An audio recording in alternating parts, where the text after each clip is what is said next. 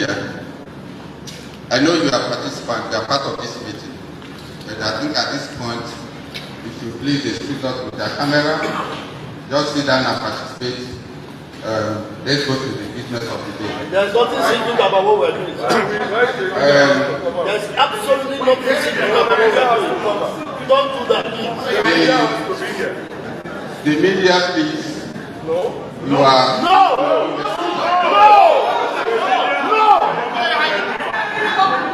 Absolutely nothing wrong with the media has to cover everything we're doing here.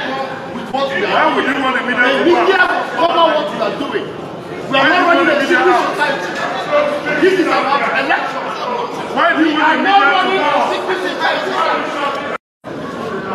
cover? Together.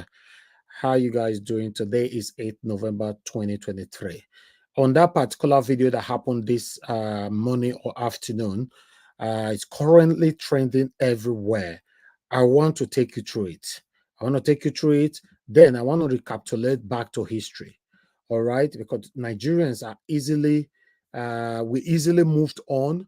In most cases, we forget things easily as well. Maybe that's why history continues to repeat itself. But before that, INEC is already showing their satanic color already. They're already showing their satanic color already. When it happens, when Dino Melaye opposed them, nobody supported Dino Melaye at that time. Remember, nobody. Although I was one of the people, and many of you listening to me right now, that applauded Dino Melaye at that particular time when satanic Mahmoud Yakubu were declaring satanic, fraudulent, satanic results at that primary time. Listen, at that primary time, if maybe we took decision at that time, maybe everything would have been reviewed. But you know, in Nigeria, when one person they complain, everybody go pass. He not concern me. He not concern me. He not concern me. He not concern me. Later, it will concern all of us. That's how it works in Nigeria. Let's recapitulate back how it happens, what Dilo Melaye were talking about at that time, and let's take it from there. Come back to this one again. Thank you. Put to the difference. Thank you, sir. Okay. The agent of the PRP, PDP, can you please repeat what you said on the basis of the provision of the law? I just want to quickly react to the presentation by the chairman on we are in this country, and the INEC made a press statement when uploads were not done. You even said there was no hacking of your server and all that. And everyone sitting there is either a Christian or a Muslim. And you know there was problem with uploading your results. Till this minute I'm speaking, many results have not been uploaded on your server. So you cannot be using justification that votes took place at the polling unit when INEC failed in uploading results from polling units. If you had uploaded those results immediately after vote was casted in each polling unit, we will have access to them and I will not be asking questions here. But as I speak to you, those results were not uploaded for hours. Yesterday, I complained to you, the chairman. I complained to 2 other commissioners, and in my presence, they called the rec in Imo, where even the director of ICT was saying they should use offline to upload. So if results were not uploaded, we as parties cannot be challenged that the process is over. The process is not over because it is faulty. Results were not uploaded, and if those results were not uploaded, we are definitely going to contest the authenticity of whatever presentation is being made here. And finally, sir, I want to challenge any returning officer from any state coming here, because there's penalty for you if you lie or if you alter anything. Tell us before you start your presentation that what you are presenting before cameras, that what you are presenting is what is uploaded on INEC website. Please say that and see if you have given wrong information, you will not go to jail. Okay. Is there any agent of any party that hasn't spoken? Party agent? No. Okay, my people, when I see that particular video right there that I just showcased right now, that was the day our problem started. Everybody was sitting down. Dino Melai were talking. Nobody was talking. Even Labour Party representatives right there, or party agent, whatever they're called, they were there. All of them were silent. Nobody was talking. It don't happen. Everybody called and say, no, no, no. Listen. What preventing? What preventing? If you got to prevent it, you have to do it early. Yes, it's just like you are sick now. Instead of you to go to the hospital, you are there praying, God go do it. God, this thing never do me before. God go do it. But you have the right, the opportunity, you have the privileges just to go to hospital to check yourself. This is how it started. The reason why I'm taking you people back now, the Imo, Kogi, and Bayelsa states governorship election is on Saturday, 11th of November, 2023. INEC have started their satanic act today now. Many of them are going to say, it not concern me. It not concern me. Not be my problem. Not be my state they happen. It not concern me. Even though not my state, it not concern me. Very soon, it go concern everybody. You see the way presidential election can't take concern all of us. All of us not can't sleep anymore. Now so they be. Now so they be.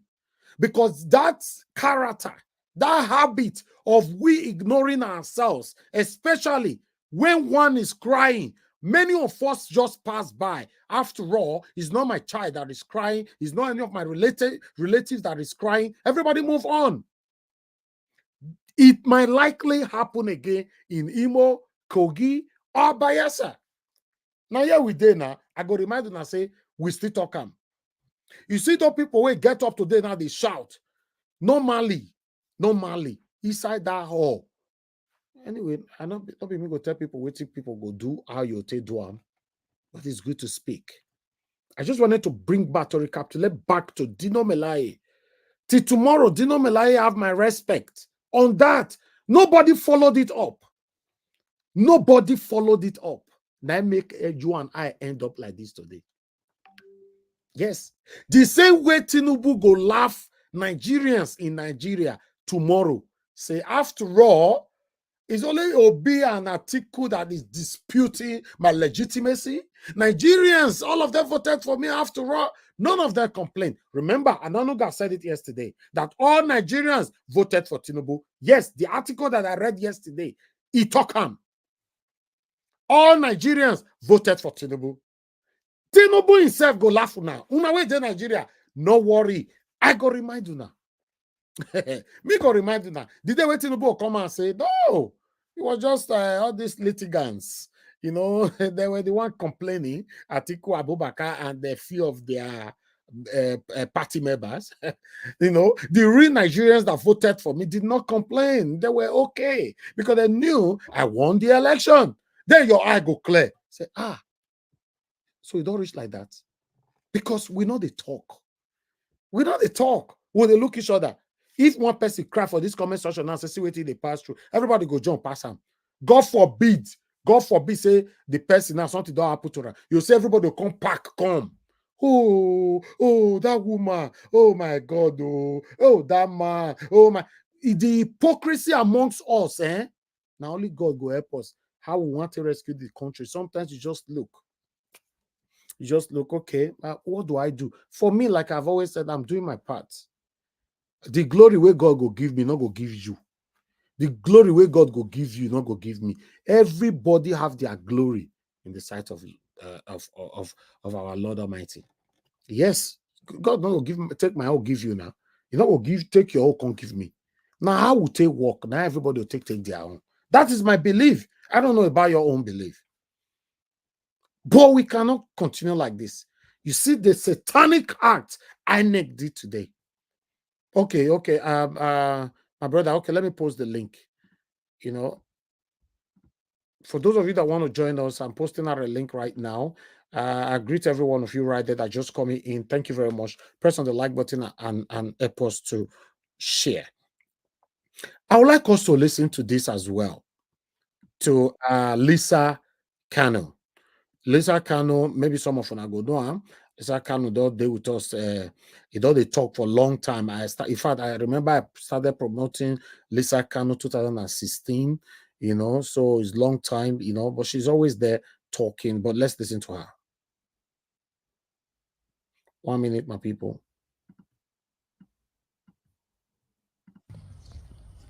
This piece of information I have come to deliver, though painful information, is not for you to do anything.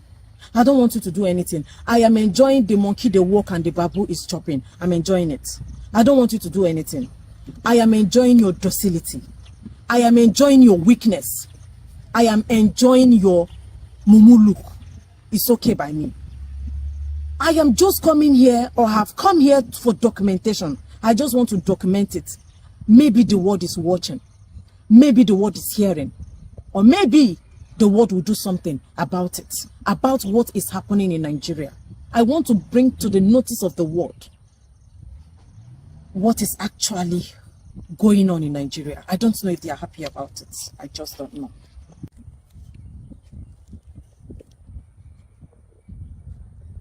Look at this hotel. Beautiful hotel. Right? This is Burj Khalifa, located in Dubai. Dubai borrowed $1.5 billion to see to the success of this hotel, to see to the completion of this particular hotel. Presently, this hotel generates $621 million annually on tickets alone. In fact, Nigerians are major patronizers of this hotel. Nigerians contribute to the IGR of Dubai. You know, Nigerians love fun. Nigerians love to take care of themselves. And also, Nigerian politicians, once they steal Nigerian money, this is where they go to take care of themselves. Steal and catch fun. Let's move to the next one. This is Second Niger Bridge. It cost Nigeria government $430 million to construct Second Niger Bridge. But that is not actually the bone of contention. I think that is not even why we are here. Let's discuss why we are here. When I started, I made it very clear that Dubai borrowed $1.5 billion to see that Burj Khalifa come to limelight. Dubai borrowed money because they believe in tourism. And countries, many countries of the world, are patronizing Burj Khalifa, of which Nigerians are included. Now look at this disturbing picture. These are Nigerian lawmakers. These people make laws for Nigeria. They are the ones that pilot the affairs of Nigeria. They determine what happens in Nigeria. Do you know what these people want to do? These people are going to borrow 57 billion naira to buy SUVs for 469 lawmakers. Each of the lawmakers in the House of Reps and Senate will go home with 160 million naira worth of Japanese car. Are you not disturbed? It's not good, right? Okay.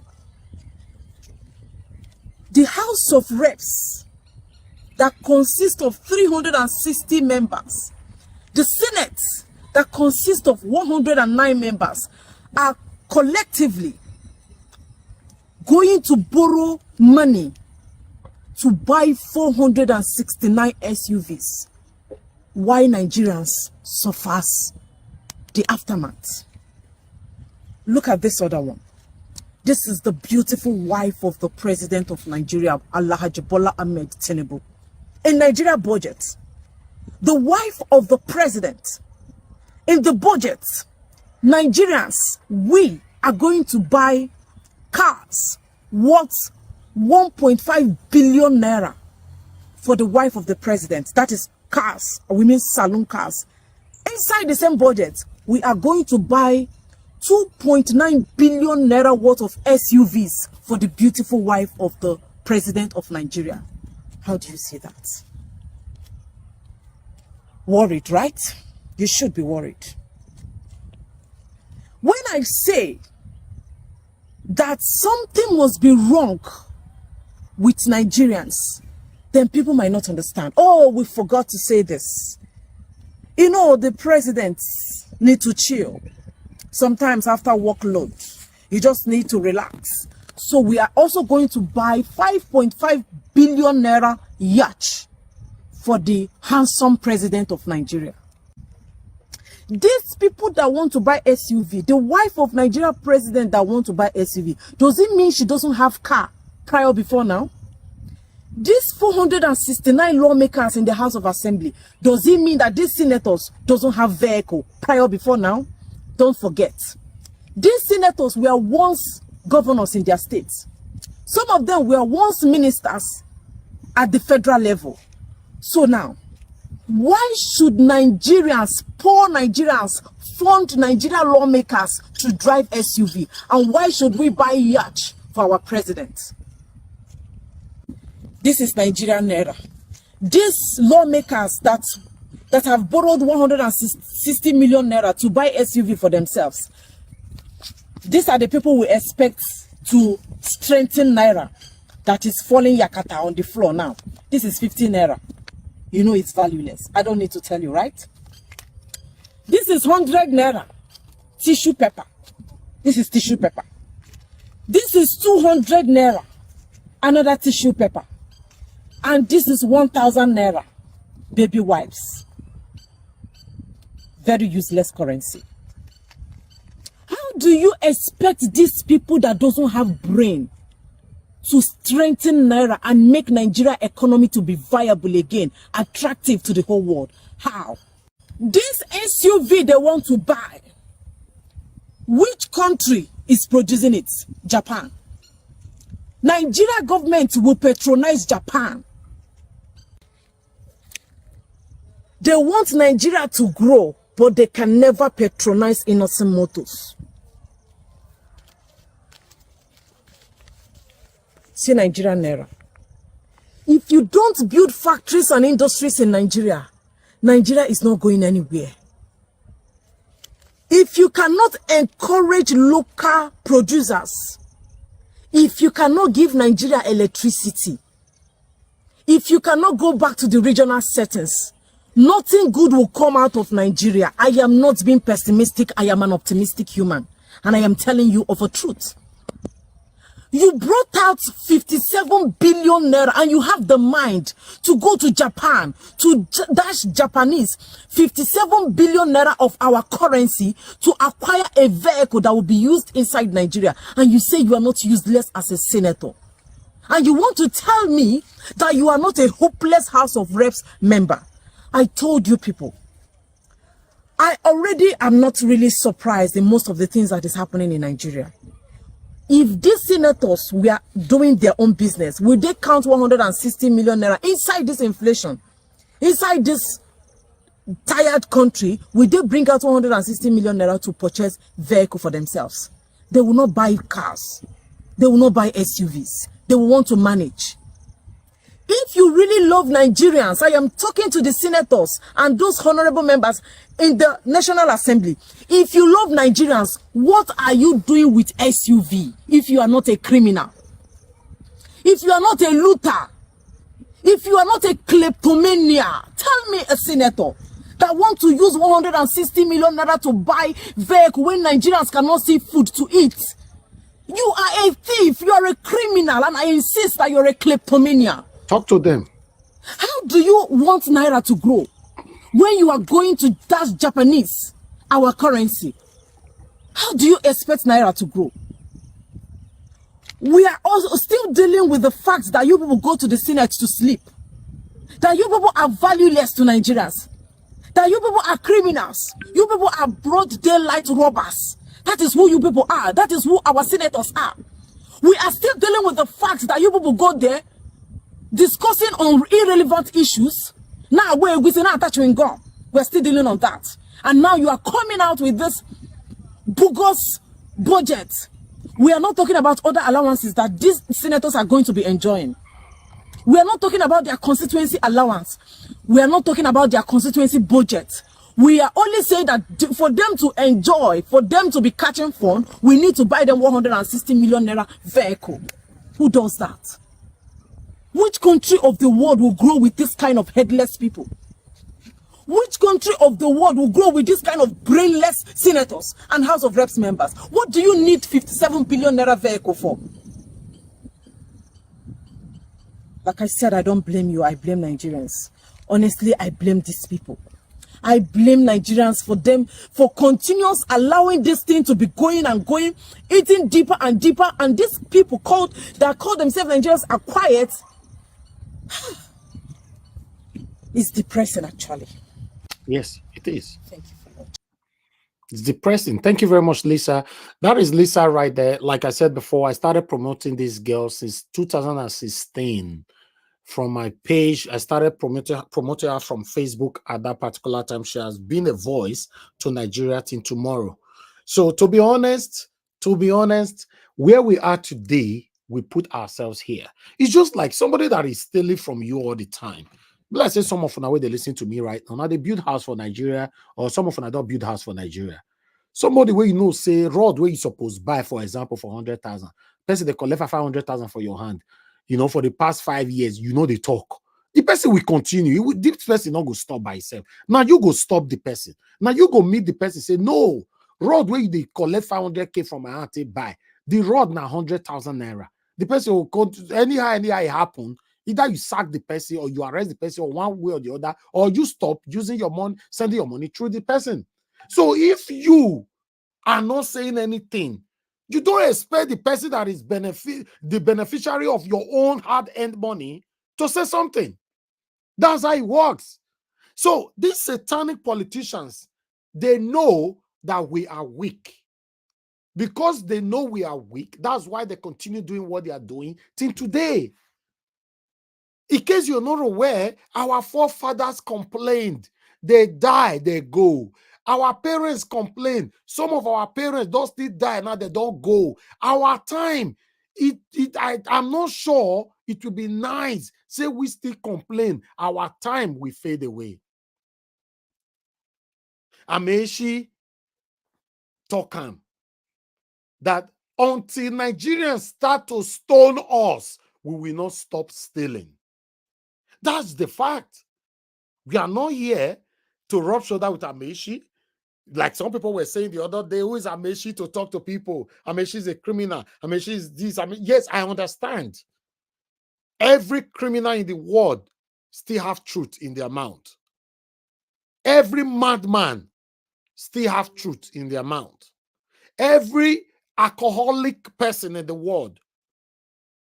For example, the state I came from, our king have a popular saying that nobody should take the life of any alcoholic in my state, because they are very, very important to the society. I might not be able to interpret that parable properly, but what I'm saying right now, every human beings are important to each others.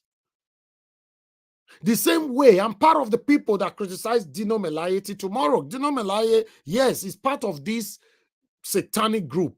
But the same Dino Melaye raised voice with the INEC, including our own Labour Party agent. They were there sitting down, drawing the agbada left to right. They didn't say nothing. So the same thing, politicians are looking at everybody, saying that Nigerians, not mind them. If they don't talk for social media and all of them going to house, they can't do anything. You know, if they want to arrest somebody and you threaten them, they say, no, man, now arrest the person, nothing will happen. If they want to steal money, you threaten them, no, mind them, I'm out the day. They can't do anything. And that is the fact. That is the realism of our situation. We don't actually do nothing. We allow these people to continue. And the funny part of it is that it's the youth that call them my leader. My leader, like especially from my own state. You see educated youth have belittled themselves, have degraded themselves to that level that they don't have single respect anymore. They call my leader, like fools everywhere. Tell me how you want these politicians to stop what they are doing to us. How? It's not possible. My brothers and sisters, if you're listening to me right now, if care is not taken, in the next 1 or 2, 3 decades from now, we'll still be saying what we are saying today. Because for me, I cannot foresee any kind of change coming soon. I'm sorry. That's me. I've lost hope totally. I've lost hope. The time I never lose hope now. Some of them still accuse me for years. No, Nigeria Watch is deceiving you people and all that. Yeah, because I was waiting for Supreme Court.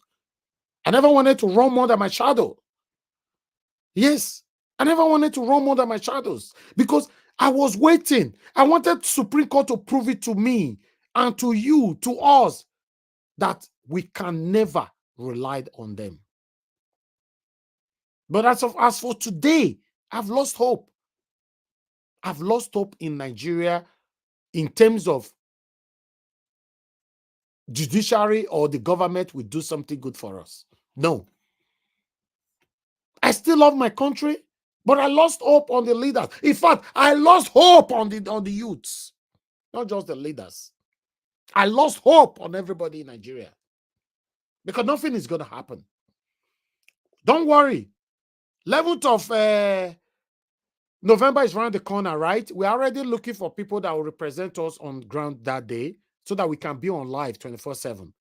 But nevertheless, 89% or rather 90%, they will ring this election. Then they look good now. Now my them my mouth the day.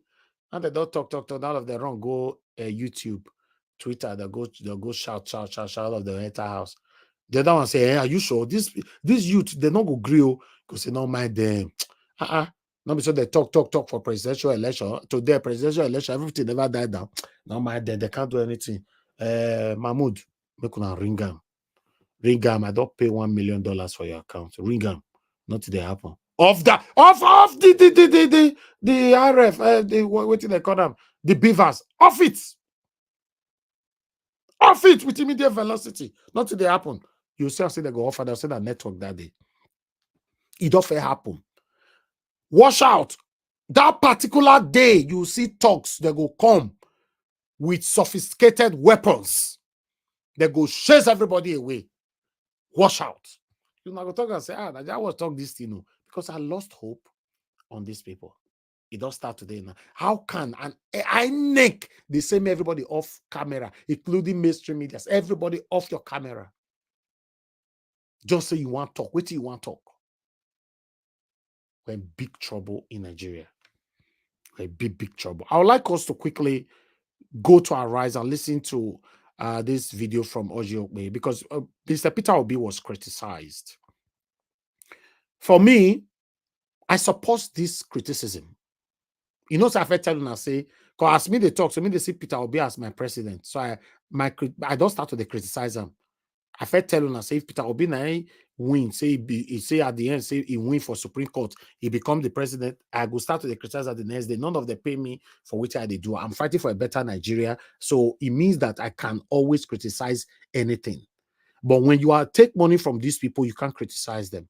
That's what happened in Edo State. I supported Governor Obaseki to win second term in office. I'm the only media till tomorrow that is genuinely criticizing the governor of Edo State. I criticize Peter Obi for waiting. They want to criticize Peter Obi for so.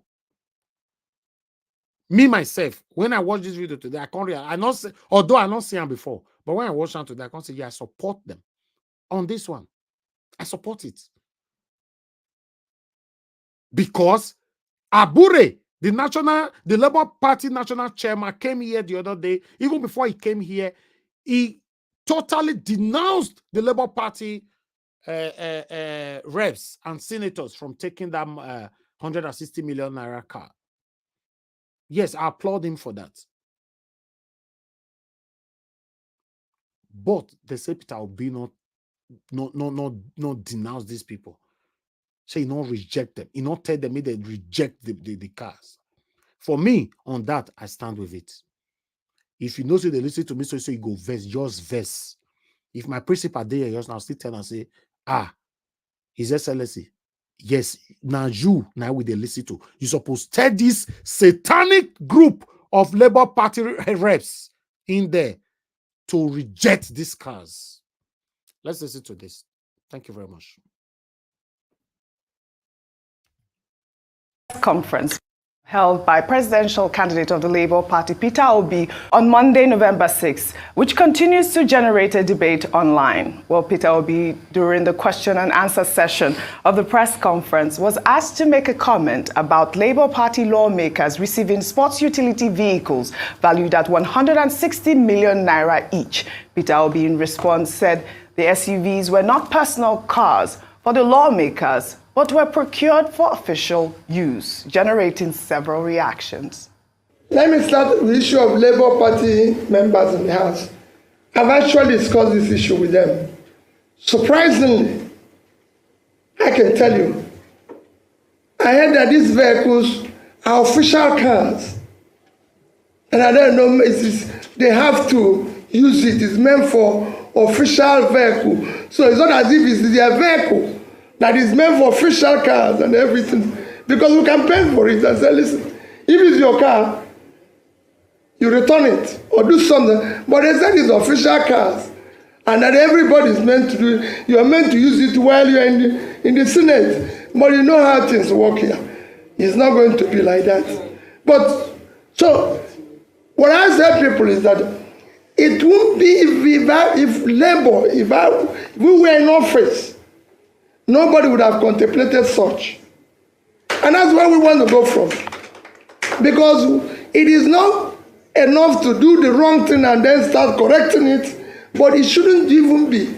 Just like people are saying, oh, maybe the issue of years have withdrawn, or this one, it shouldn't even be mentioned in the first place, because it touches the sensibilities of people to do that. All right, well, Rufai, I felt like it was important to put a little bit of context to this video that was trending.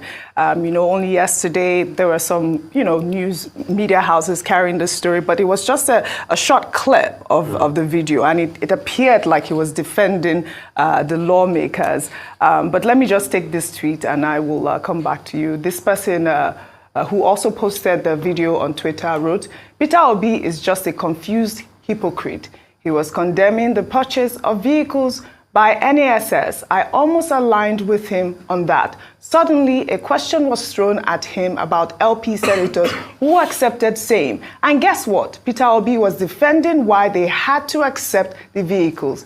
It's for official work and not personal." Back in October, Rufai, the Labour Party had condemned this purchase or procurement of SUVs. If you recall, Julius Abure had, cautioned the LP lawmakers and told them to actually reject these SUVs in line with the ideology of the Labour Party.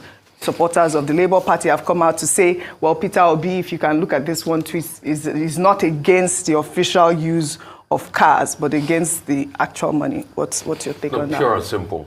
And let's say the way it is. I expected Mr. Peter Obi to condemn lawmakers, just like Abure said, and said, reject it. Pure and simple, but he didn't. He said he talked to them about it. They said it's for official use. Heck yeah, we know it's for official use, not for personal use. It's an official vehicle.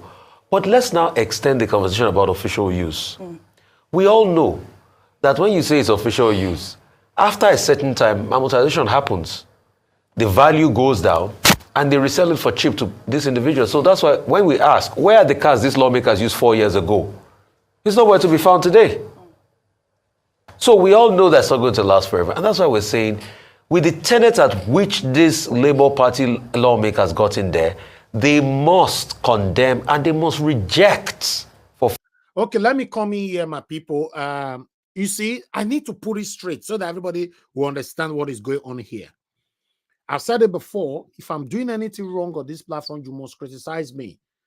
If my father is doing anything wrong, I will criticize him. So I cannot be supporting Peter Obi. Then I'll say, wait, a decision on this 160 million naira car is wrong. I will quiet. I don't be that kind. I've tell you now, I don't be that kind of person. If you know me, for you to follow me, say, I'm too straightforward. That's my life. Peter Obi criticized Tinubu for arranging or agreeing or issuing or whatever, the Senate or whatever, agreeing on the 160 million naira cars that they requested for. He criticized it. In fact, he criticized it before this press conference on his Twitter, and we talked about it a couple of weeks ago, before the Supreme Court passed the judgment. He criticized it. Then he criticized it again on this press conference. Then somebody in the hall there now throw question to our principal. Say, okay, what about the Labour Party House of Rep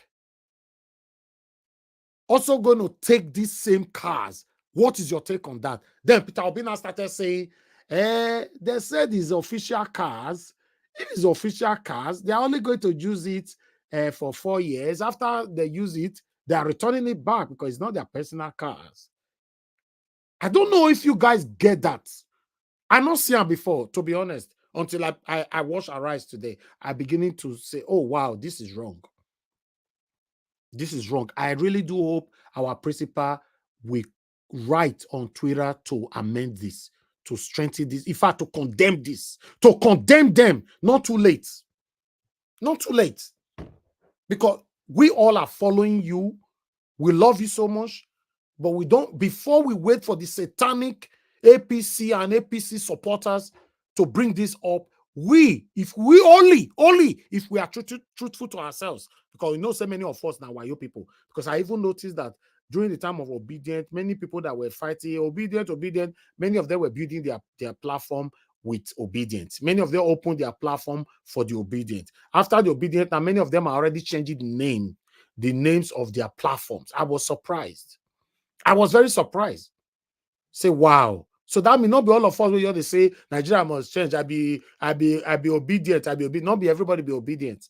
Many of them, I don't know if some of you have noticed, many of them are already changing the names of their platforms. Yes. So some of you might also be here today that will say, it no matter, since now our own for not talking about that, you are biased. You are not only biased, you are satanic. You are not only biased, you are satanic. Ginger Breadman is calling. Let me see why he's calling, because I don't like my speech to be stopped like this. Ginger Breadman, good evening to you. Please talk to us. Mr. Elvis, good afternoon or good morning, and I greet you for your consistency. Thank you. Mr. Elvis, I'm calling because, I have a different understanding and a different interpretation from what Mr. Peter Obi said there. And I want you to, take your time and, dissect what he said. He said that he had a conversation with lawmakers, and they were saying that is an official car. It is an official. No, listen, Ginger Breadman, you listen first. We are not interested in any kind of a conversation you had with the lawmakers. What we are saying, Ginger Breadman, you are our principal. Publicly deny and reject this. That's all. I'm not interested in what you discuss with me in private. Okay. Look at the last thing he said. He said, if we were in office, this will not be contemplated. Yes. It don't be contemplated at all. No, but listen. No. Listen, my brother. I'm not a baby. I've been in media for years. Apart from that, I study film and media. I understand this. I also studied psychology in the past. I can read human bodies. If you are talking to me on the phone, I don't need to see you. My brother, you don't need to say, if I were in the office, this cannot be contemplated. Fine, it's a good statement. You don't need to say, I have discussed with them privately. No, nobody's interested. What the public want to hear from you is that this car, exactly what our Labour Party national chairman said, he denounced it. He rejected it. He told the lawmakers to reject the 160 million. That is what our principal is supposed to pass on. To say, my stand is for all of them to reject the car. That's all. What's the need of buy all this driving past ring road where they do so? We don't do that. Please. I got your message. Thank you. For me, if I want to talk, I talk straight. I know they talk, go they pass roundabout. After you don't pass the roundabout, you can't come back again. You can't say traffic there, I'm on my way. No, say it, Iris. What you discuss with Nigeria Watch privately is none of anybody's business. What we are saying, what I would have done is not anybody's business. What we are saying now is that what is your stand on the satanic Labour Party that has been quiet, reps right there, What is your stand for them to accept that money, that cars? Simple. Peter Obi can just say, no, I urge all the rep to reject it. But he did not. But Peter Obi criticized it from his Twitter before that this 160 million naira car, Tinubu have done wrong and all that, blah, blah, blah. This government doesn't care about the suffering in Nigeria and all that, blah, blah, blah. Fine, right? But Abure, the Labour Party national chairman, now came on air on a press conference. He ordered all the reps, senators to reject the car. So why is it that after they ask my principal, say, what is your take? Even though this car, they end up buying it and your own reps go see collect them. Then Peter Obi started saying, you know, actually, these cars, they say, that's what my principal said. They said that it's official car. So because it's official car, after 4 years, they'll return it. It's just that if you were in my position, this cannot be contemplated. No, I disagree. Now, you know, if you want verse for me today, anybody where they listen to me, so you know what, come my channel again, no worry. Not worry, not your worry. In fact, I want organic people to follow me. I'm a truthful person and I say things I read. This one, so I criticize my own principle. Simple. Let's move on. Please press on the like button, my people, and let's listen to this. Thank you. I will come back to you. This person who also posted the video on Twitter wrote, Peter Obi is just a confused hypocrite. He was condemning the purchase of vehicles by NASS. I almost aligned with him on that. Suddenly, a question was thrown at him about LP senators who accepted same. And guess what? Peter Obi was defending why they had to accept the vehicles. It's for official work and not personal. You know, back in October, Rufai, the Labour Party had condemned this purchase or procurement of SUVs. If you recall, Julius Abure had, you know, cautioned the LP lawmakers and told them to actually reject these SUVs in line with the ideology of the Labour Party.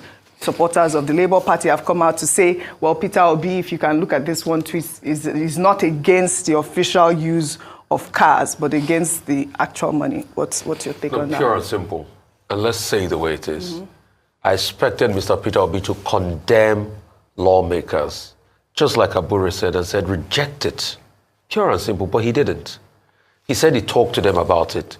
They said it's for official use. Heck yeah, we know it's for official use, not for personal use. It's an official vehicle.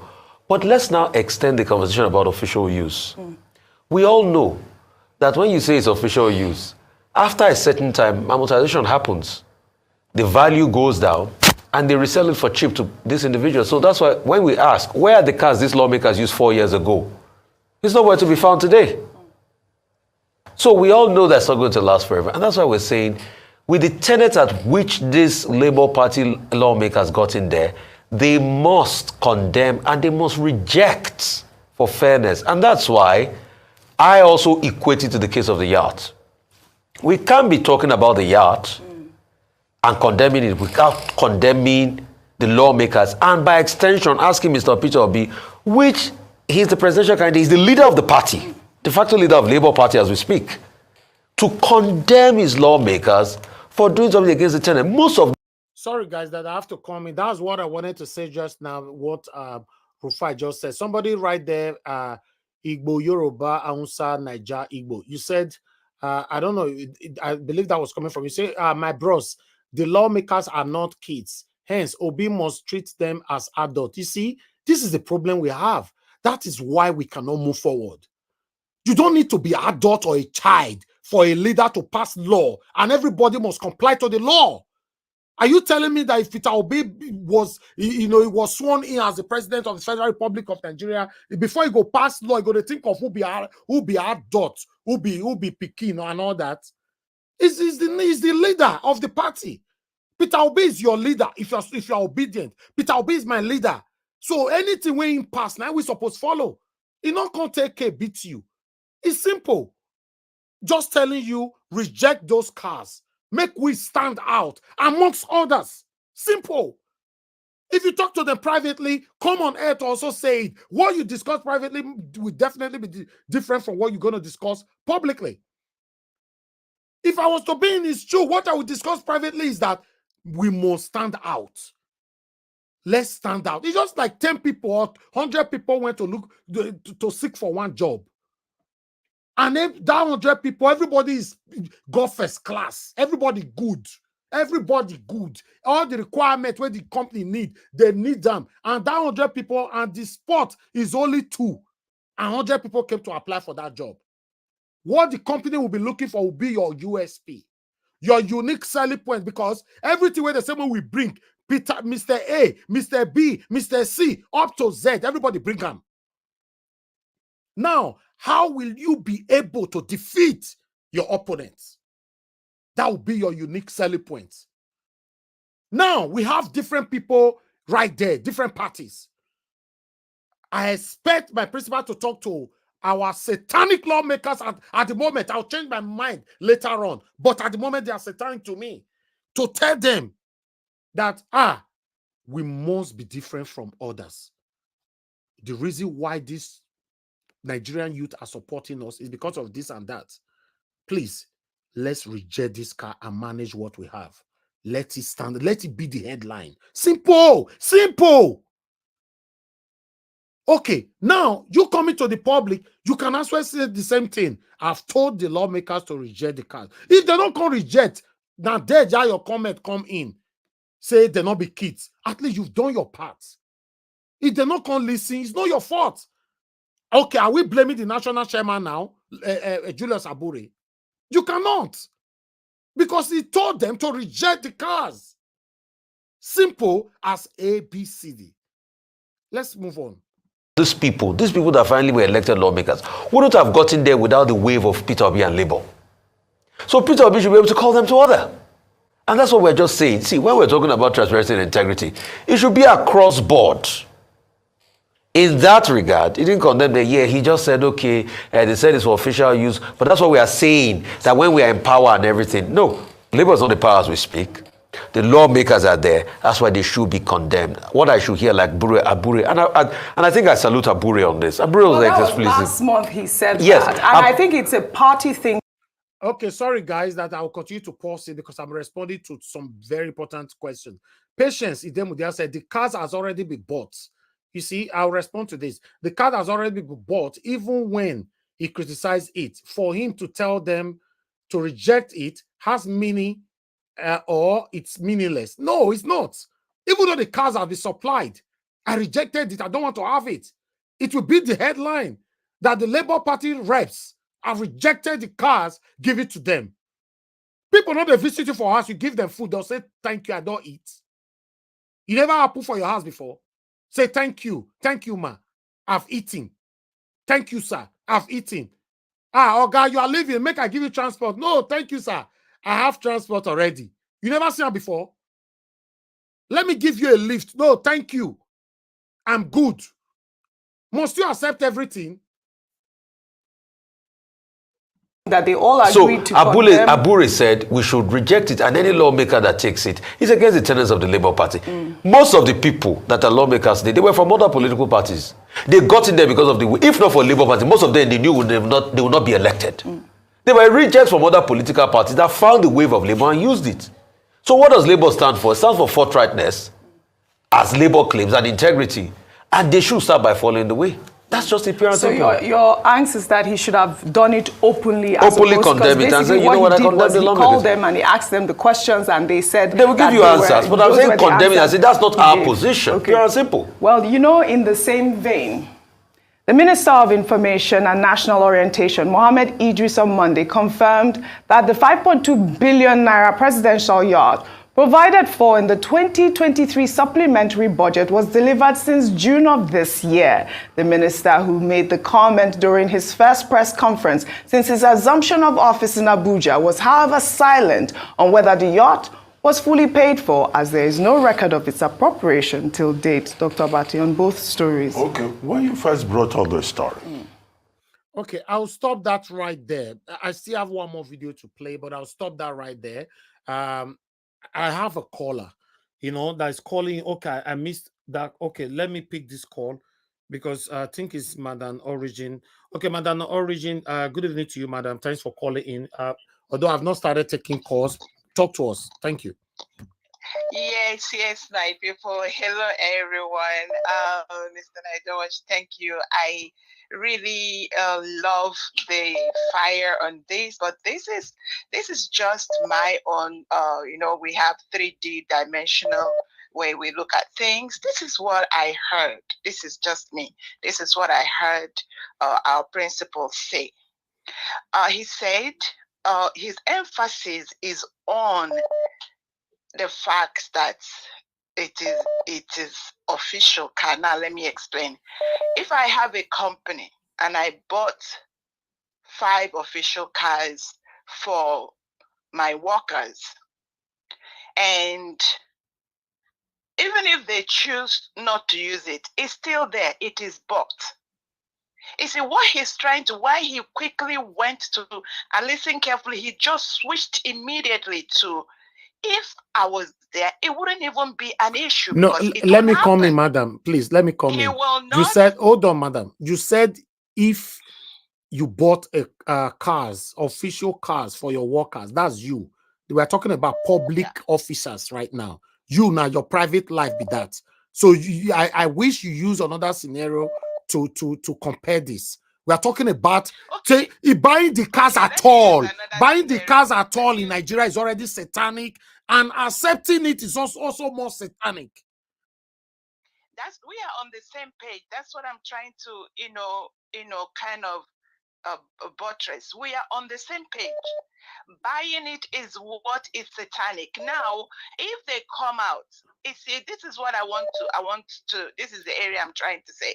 You see, we need people with integrity in the governance. Until we get it right, this will continue. We need people with integrity that Madam Origin, that this is wrong. Madam Origin, I respect you a lot. I want you to be fair on this. We're not talking about people with integrity right now. You are going to a very huge cycle. We are saying our principal did not openly ask them to reject those cars as the same way our LP national chairman did. Are you trying to tell us what Obi wanted to say? Like APC always come on air. What Tinubu wanted to say? Don't we understand English? No, what I understand you said is that he should come out openly and said they should reject. They asked him in that press conference. It's easy. You don't need to come out separately. He was asked, what is your take on your OLP reps taking these cars? He said, oh, they said it's official cars. Are you supporting that, yes or no? So we'll move on. That should be overall. This thing should be condemned. It is condemnable. I believe he condemned it, but if he did not, he should. No, Madam Origin, you cannot believe he condemned it.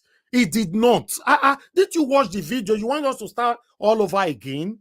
I just played the video now. Before you called in, you must have watched the video. Peter Obi condemned it back in October in his Twitter space on X. He condemned it, but he did not ask the reps to reject it. Labour Party, Julius Abure came out asking the Labour Party reps to reject it. Then Peter Obi was asked on his press conference, what is your take? It was simple. He would have just said, I expect the lawmakers to reject it. Simple. But he said because it's official cars, after 4 years, they will return it back. Oh, I understand what you're saying. You said they should. What you wanted him to say is for them to reject it, the official card to reject it.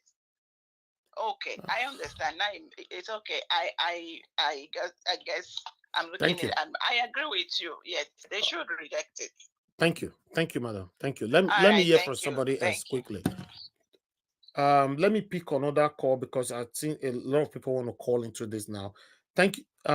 Thank you very much, Mr. Innocent. Good evening to you. Please, everybody should make it simple, straight to the point. 2 minutes, sir. Go ahead. Very good, yes. I understand, what is going on. I know different people have different opinion of, what Peter Obi says, which is the right for everybody. Okay? Now, what he said, I agree with him. I know people are, talking about what they wanted him to say. Initially, he has condemned that. Now, let me put it in another way to our listeners. Say, for instance, these lawmakers, they have, an aircraft that, they bought for the lawmakers. And they are, the lawmakers are supposed to use this aircraft to travel to either Bayelsa or somewhere. Because, we have said that this aircraft costs so much. Now, the Labour Party senators, so they should not even go on that plane. They should go by road to Bayelsa. I don't know what you are talking about, sir. What your scenario doesn't. I'm sorry, I don't get it. Talk about the topic, please. No, this topic. That's what I'm saying. No, that's not the topic, sir. Talk about this. Just simple. Just simple. I don't want to spend 10 minutes with you here. Should Peter Obi ask the lawmakers to reject the cars? Yes or no? Simple. Make all of us disgrace ourselves now. Make we know who be truthful person and we know who's biased. Just simple. So hold on.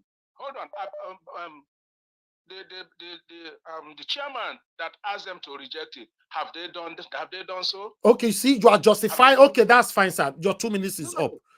No, round up now. I don't want to spend forever with you here, sir. Round up, 30 seconds.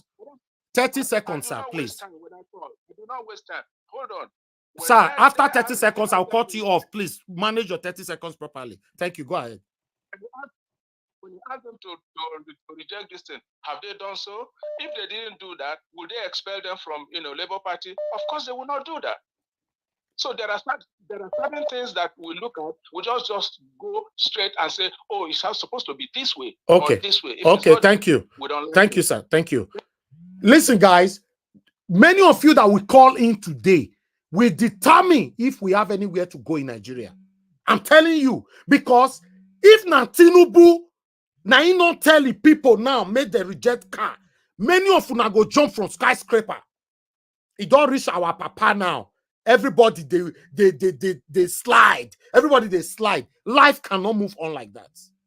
You cannot beat someone else's child for doing wrong thing. Whereas when your child do the same thing, you will pretentiously ignore it. I'm not that kind of person. Let me pick another call. Hello, Mr. Alex. Thanks for calling in. Good evening to you, sir. You have only 2 minutes. Go straight to the point. Thank you, sir. Yes, thank you. Thank you, Mr. Nigerians. I want to say that this is the difference between conviction and politics. So there was a president in Zambia who was to be giving $1.5 million, a new president, to buy cars. He said, well, why should I use that money to buy cars? Where are the former cars? That's a leader. So Obi is a fantastic guy, but on this one, he messed up as a leader. He should be building on the momentum of the obedience. He should be building because people are already frustrated. Thank God for the speech he just made. But on this one, my brother, our leader should have actually condemned the waste. Is whether official or no official, you have to make a difference.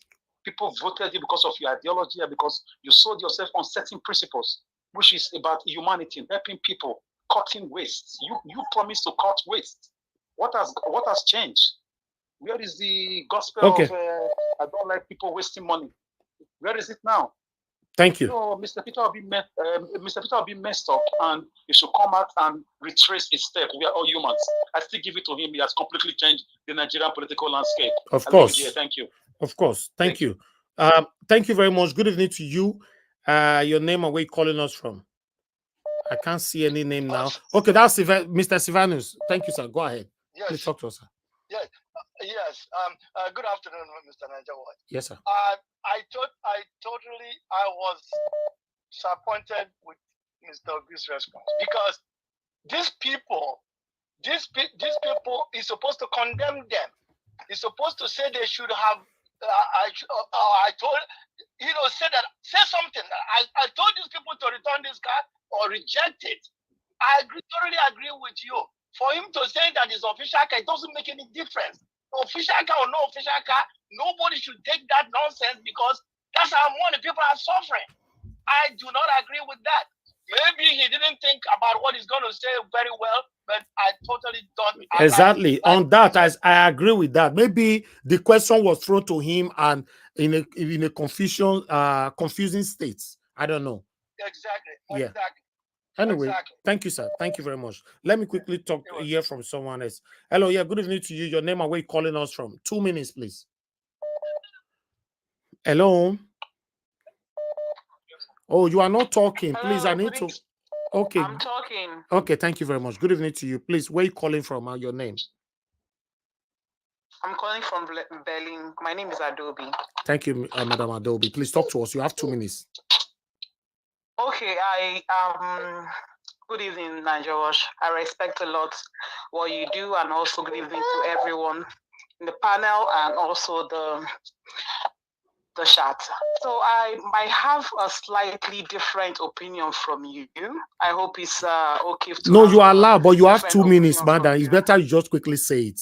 1 minute is almost gone. Okay, my own opinion is definitely Peter Obi has said his own mind. He's like a father to all of us and also to the people in the rep and the senators. Exactly. He has told them what he needed to be said. Okay. He cannot come and push them to the wall and say, oh, I've told them to do this one, do that. He cannot tell us everything that he told them. Do you understand? So he's like a father. He cannot just come and start talking and everything so that people will not come and start crucifying them and start doing whatever thing to them. So he has to protect them in a way. So that is my own belief anyway. So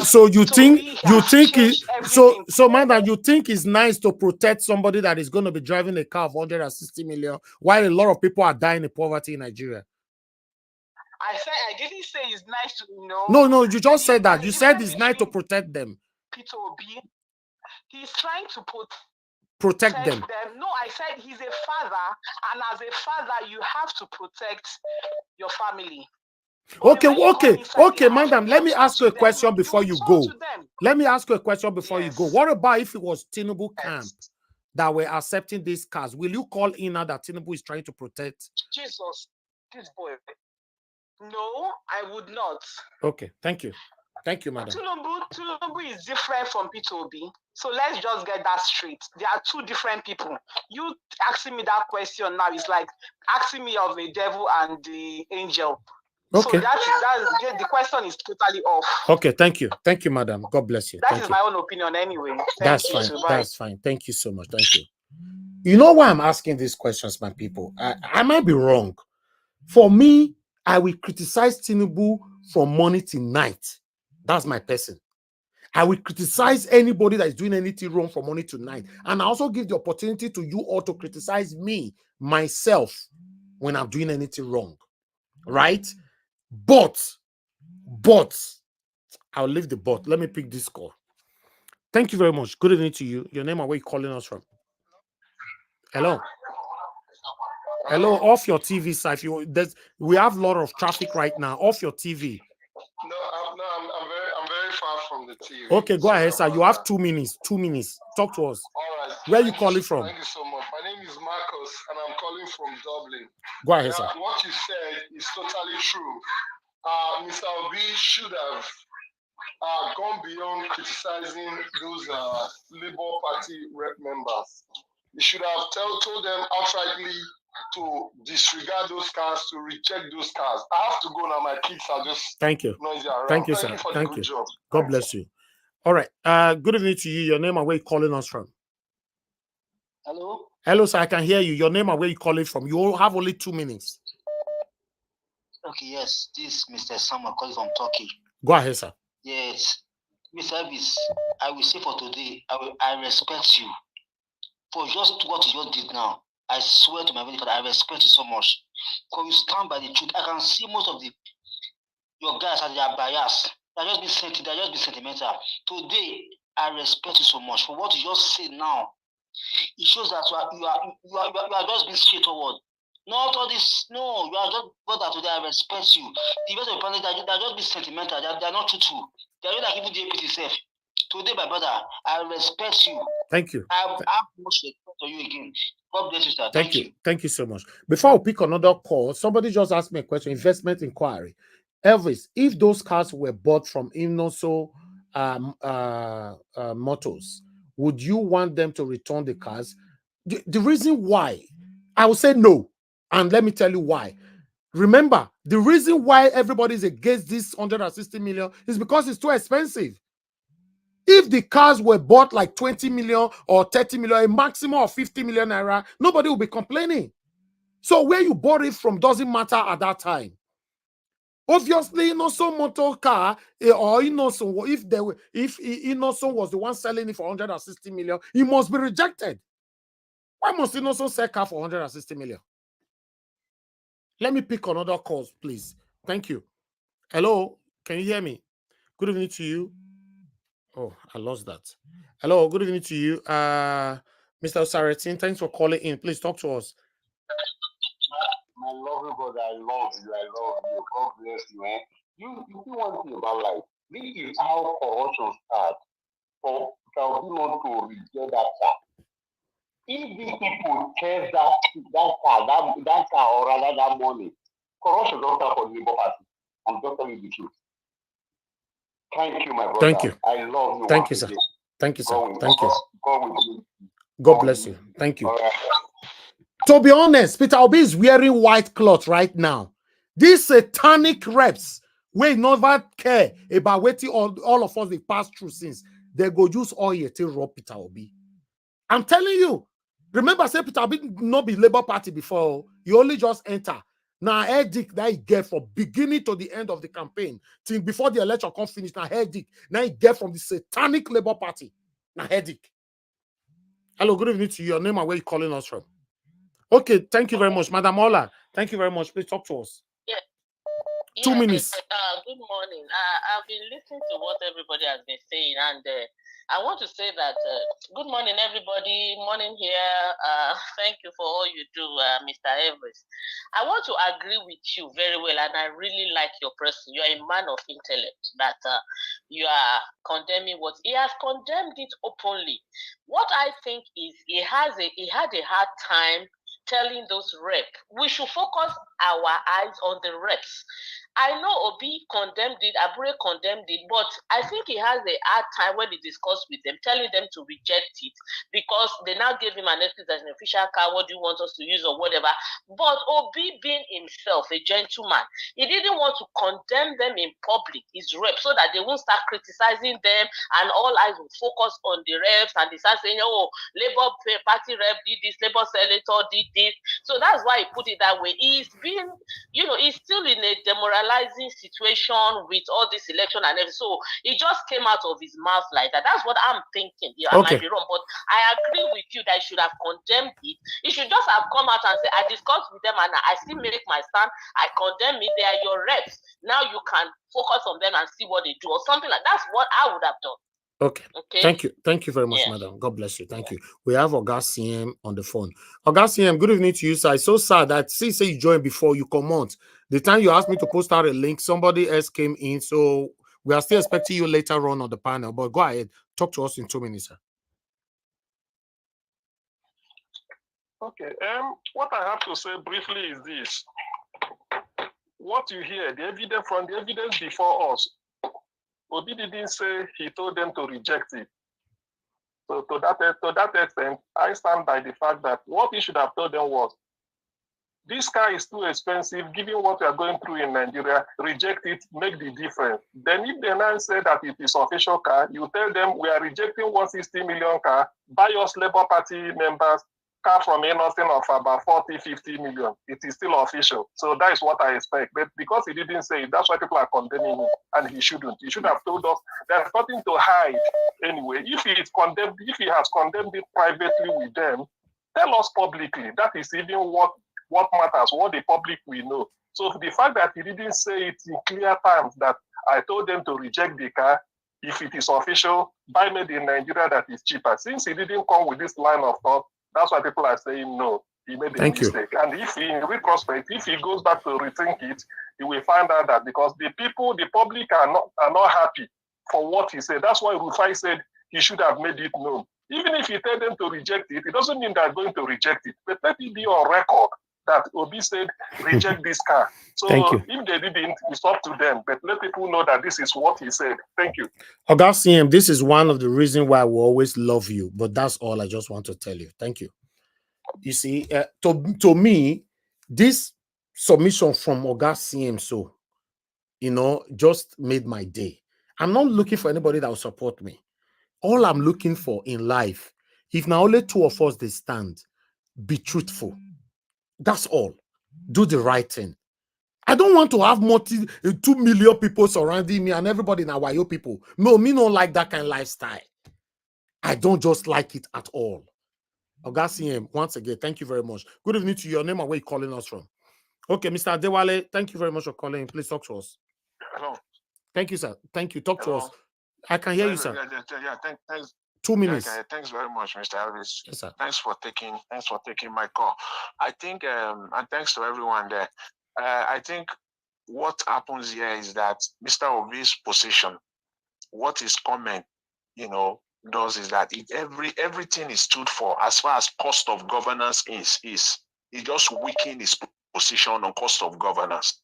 And that is where I believe he should have, stay firm on and say that, see, if we're talking about we're reducing the cost of governance and now putting this kind of money on cars, it kind of, it is contradictory, completely contradictory. So anytime it comes out now, I can assure you, and I can guarantee you, anytime Peter Obi comes out now to any mainstream media and talking about cost of governance, they will take him on this. You are talking of cost of governance. Your members that are in the House of Rep, they all took cars of 160 million. How do you want to juxtapose that? So they have to go back and think. This is what opposition is all about. Thank you. It's all about fighting, and he has to come out again and make his position clear. Thanks very much. Thank you very much, sir. Thank you. All right, callers, please let me focus back on the screen again. It's like the whole world want to call in now. All right, Madam Deborah, thank you very much for calling in. Good evening to you. You have 2 minutes. Please talk to us. Yeah, just a quick one. Good evening, Mr. Nanjawat. Good evening to everyone. I just wanted to support the point that you're making. Mr. Peter Obi actually would have, condemned it outrightly and asked them to return the car, because if we're expecting to condemn what the other parties are doing, then we have to do something different. Even if they choose not to return it, but on his own, he would have taken a stand. It's like if you're a leader and your followers are doing the wrong thing, you should stand on the right thing and said, well, my own stand is that they should return the car, considering the economic situation of the country. I'm not in support of that. He should have made his own stand clear. But it's up to them if they want to return it or not. But then the people will know that any other person coming for an party wouldn't, that we don't stand for that. That in future something like that is not acceptable. So that because he has to set a precedent, how will I even say it, so that other people will emulate. Okay. Thank you, madam. If he's not taking a stand in the future, others will equally say, "Oh, thank you." When it happened before, this is what Peter Obi said. All right then. Thank you very much. That's my own take on that. God bless you. Thank you, sir. Thank you, madam. Thank you. Thank you. All right, callers, please hold on. We'll come back to you again. Let me quickly say this. Peter Obi is our principal, right? And we all must realize that these people right there now, our rep or the senators, Peter Obi don't know them before. Just get that one from mind. Peter Obi only get to know them as in cross enter Labour Party. Everywhere they hot, Labour Party now we need. Now those some of these satanic people that came in. I asked Labour Party National Chairman where he come my channel last weekend. I asked and say, why did he make these people silent, not a hear from them? He said, because some of them, they are in court. He said, even himself, not happy, say they know they talk. He said, but between a week or 2 weeks from now, which a week don't come out, and remains 1 week, he promised me for my channel for a year. I asked him by myself. He tell me, say, between a week or 2 weeks from now, say they will start talking. Because these guys have been silent. Me personally, I'm not happy about it. So this same satanic group of people is now up to them to clean their name that they are not satanic, but at the moment they are satanic. They must not use their satanism to rob Mr. Peter Obi. That is why Mr. Peter Obi would have rejected them. Yes, because you don't know them before. Why must you cover for anybody that you don't know before, for example? Do you know them before? Do you know their character? Do you know how many years it take everybody to study you, Mr. Gregory Peter Obi, before everybody said they want to support you? These people, why must you cover for them? Cover for them for what? We don't know them. Nobody know these people before. They came from nowhere. They contested. They won because everybody were thumbprinting on Labour Party, Labour Party, Labour Party. What about if Peter Obi already truly talked to them privately and they not listen? You did the way they discussed that thing privately. Who did they blame right now? Is it not Peter Obi? To be honest, what I stand for and what I expect everybody to stand for. If now Tinubu case we already talk just now, say Tinubu not tell a House of Rep or whatever, say me they reject the car, we'll just be talking well. If now our own will talking well. I supported Labour Party. I was born into PDP. Many of you know this. I have to disobey my own father, my biological lovely father, to work against his satanic party, to support Mr. Peter Obi and support Labour Party. So what makes you think I cannot criticize any other person if you are doing anything wrong? I'm talking to some of you that is already criticizing me on the comment section, because I know some of you will still criticize me later on. But I'm not here. I'm saying it how it is. In a country where hunger want to finish everybody, it's simple. Peter Obi popular saying is that he wants to move Nigeria out of consumption to production. Or am I lying? Now we now have some few satanic people, even though they are not advised to reject those cars. Don't you think they should use their own initiative to reject the car? That's enough for you to know they are satanic. So Peter Obi must disassociate himself out of them. If not, they go rub them with oil. That's it. The state of Nigeria right now is terrible. How can one particular person will be driving a 160 million naira car? How does that even make sense? I'm talking for some of you, some of us that is trying to justify it. I'm not here for you to dance to my own opinion. Everybody entitled to their opinion, but listen, it's just like somebody telling me, no, allow people to support who they want support. It don't matter. Allow people to be. If you're supporting Labour Party, let people support APC. Some people came here during the time of the campaign, but they were rejected. No, I don't want APC to be given second chance. Never. Tinubu can never give us a better Nigeria. That's the same thing you guys are telling me right now. I should allow people's opinion. Even though somebody just call in and say, hello, Nigeria Watch. That car said 160 million, even two ships said, than 400 million, me for saying that they buy and say, because say that your opinion, I say, God bless you, sir. Have a good evening, sir. Right? That's what you guys want me to do. No, I cannot. I'm not that kind of person. I don't want my brain to be polluted. I want a better Nigeria. I'm not fighting for anybody. I'm fighting for Nigeria. I believe the only person that can give me the Nigeria is Peter Obi, Peter Gregory Obi. If guys don't take all these satanic people on the call reps, so go put oil for our principal garment. You know, say when we they talk for here, because we will not be pastor, some of you are not go listen until it don't happen. Yes. Now Peter Obi will they follow, not be those hours of rep. Maybe they tell you now, say, may you not look, do research, maybe you measure 6 of those house of rep name. You go remember. Me not go remember. I know them before. People that are supposed to show good example why we voted for them. They are there silent. Some of you are justifying them. Maybe they never settled down.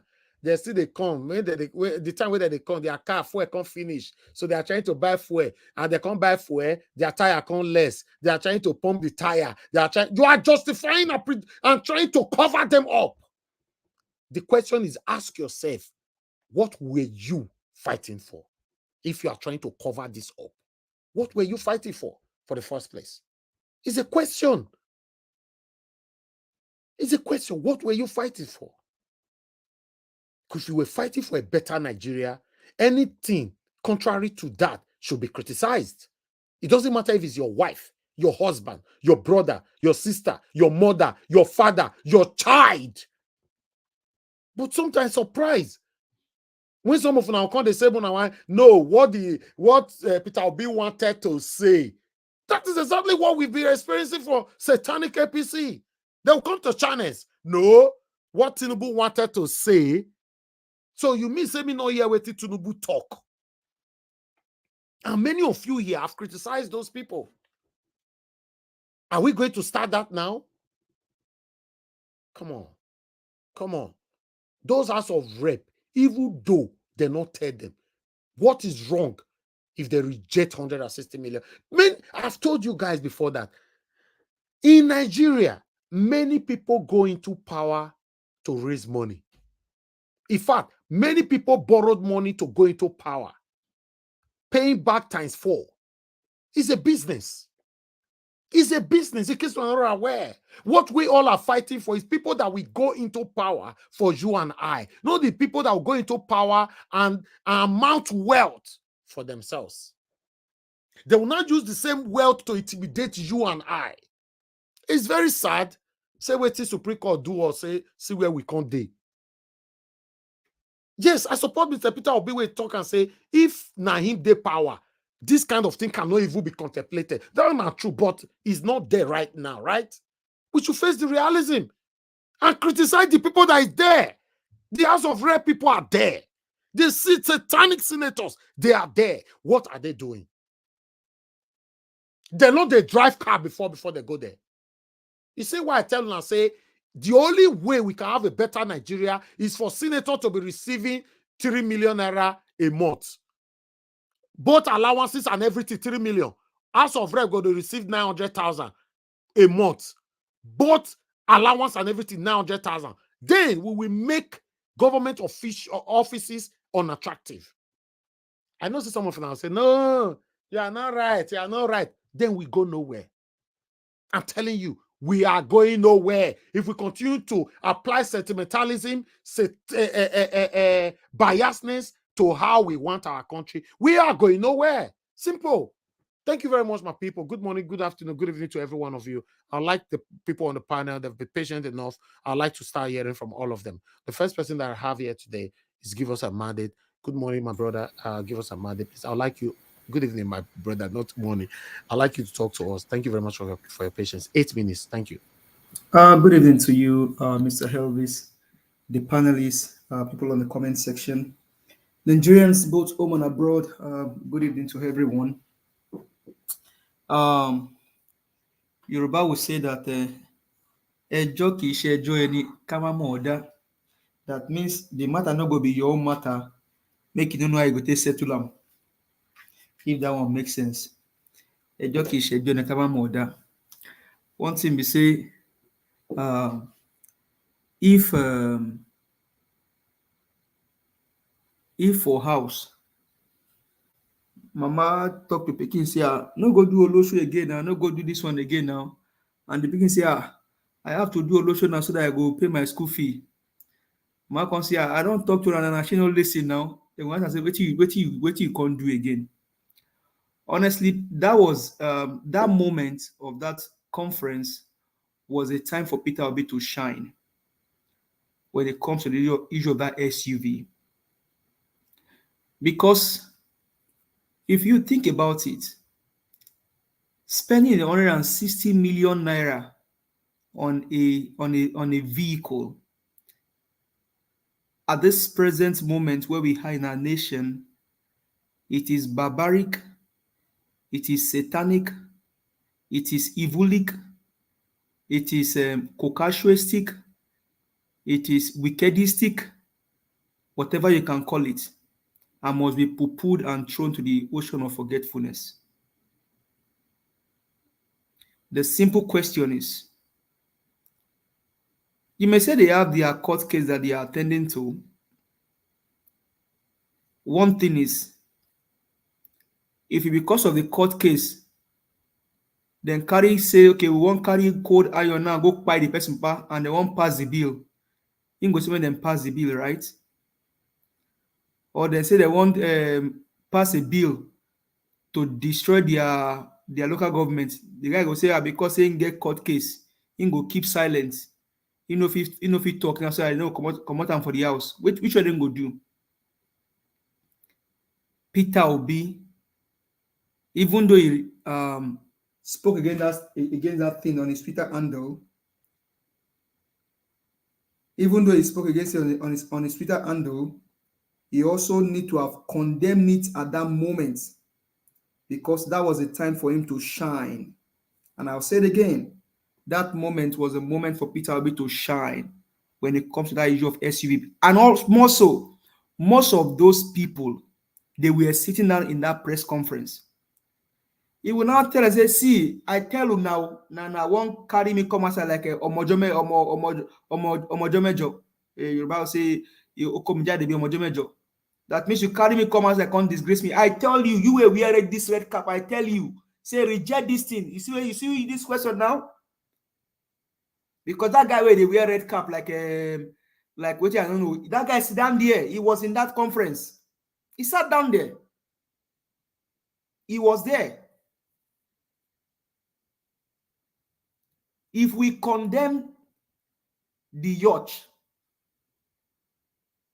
condemn the evil of these people, we also need to talk to our own. Before the conference, all of us on this channel, all of us on this panel, we are talking about this. People say, this Labour Party House of Rep members, Senate, they never even talk about anything about this SUV. They should not collect it. We all talk about it here, even the callers. We all talk about it. Now, when Peter Obi went to the conference, that was the moment for him to shine on that matter that I told you guys, all of you here, you are sitting down, you are looking at me, I told you, reject this thing. Which one is more better? You want to sit down in the house and keep mute to win the court case so that they know sack you from the house. Whichever which way, if you stand for the truth and they sack you from the house, that does not mean the heaven will fall. Nigerians will know you stand for the truth. You stood for what is right. So no may things say media in the day today because of Mahmoud Yakub. What will happen to him tomorrow, he doesn't know. In fact, what will happen to him in the next second, he doesn't know. You may think we have the power now. With all of this evil you are doing to Nigerians, you may think you have the power today. The next second, you don't even know what will happen to you. Because Nigerians are suffering, dying in their numbers. And these evil men, imagine now in Samfara, 115,000 children will be thrown into, they are suffering from malnutrition. That's 160 million naira of those Labour Party people alone is enough to feed those children. Nothing to regularize here or probably to panabit here. No, you don't panabit anything. The truth remains constant. It remains constant. It remains constant. Wike wants to collect 2 billion naira. We all are shouting here, even though we don't support is it Fubara or Fabara or Simbara or Kwabara. We all are criticizing them here. Mr. Peter Gregory Obi, in case you are listening, you need to throw a statement out there. Who drives a vehicle of 160 million naira as official vehicle? If not that the people, they are crazy. This is the highest level of craziness and madness. You are driving on a 160 million naira vehicle as an official car. Because it's not your personal money. You can do it anyhow. Who go survive, go survive. Who go pay, you know, concern you. That Okada man where drive Okada before he became one of the members of the house. Can he count his own money and go and buy that kind of vehicle? Is that not craziness? who they shout say okay nisuru oh it poju 160 million naira day after war plane. You are saying that he condemn. If you condemn them inside, condemn them outside. That was okay. I told you, particularly you, this man with this record, I told you that you reject this thing. You know, reject it. People, if Nigeria must get better, we need to call the spade a spade. These guys, they are just in that house. You cannot say because you are afraid. Shebi they send you receive prayer. You receive did not talk about prayer. She didn't even tell us what the prayer, whether she get prayer or she got money. Now she has won a case in appeal court. Has she ever told us if she got prayer or she got money? All of them, they go win their court case and they'll still remain silent. That tells you that they are not there for the people, they are there for themselves. Let's be truth to ourselves. Me, I don't know, but I think that was a moment that Mr. Peter, I mean, I had that and I was always just thinking about it. Official car. Then Tinubu also will say the yacht is an official yacht. Exactly. Yeah, that's what you say. You say the yacht is an official yacht. If I want to go on the IC to go see what Naval are doing, even they want to go and carry white powder, we don't know. But you say it's official yacht, so you can't criticize me, my brother. That he has given Nigerians food, but Nigerians are still asking that you gave us the food, you didn't give us knife and spoon. Thank you very much. Thank you so much. Thank you, my brother. I appreciate you. Let me hear from someone else quickly, so that everybody on the panel can get to you all. Okay. I have a Mashallah. Mashallah, good evening to you, sir. If you are there, please, you have 8 minutes. Good evening, Nigeria Watch. Good evening, Nigerians. Thank you, sir. If you have watched that young lady that spoke early, she has just said every single thing that is wrong with Nigeria.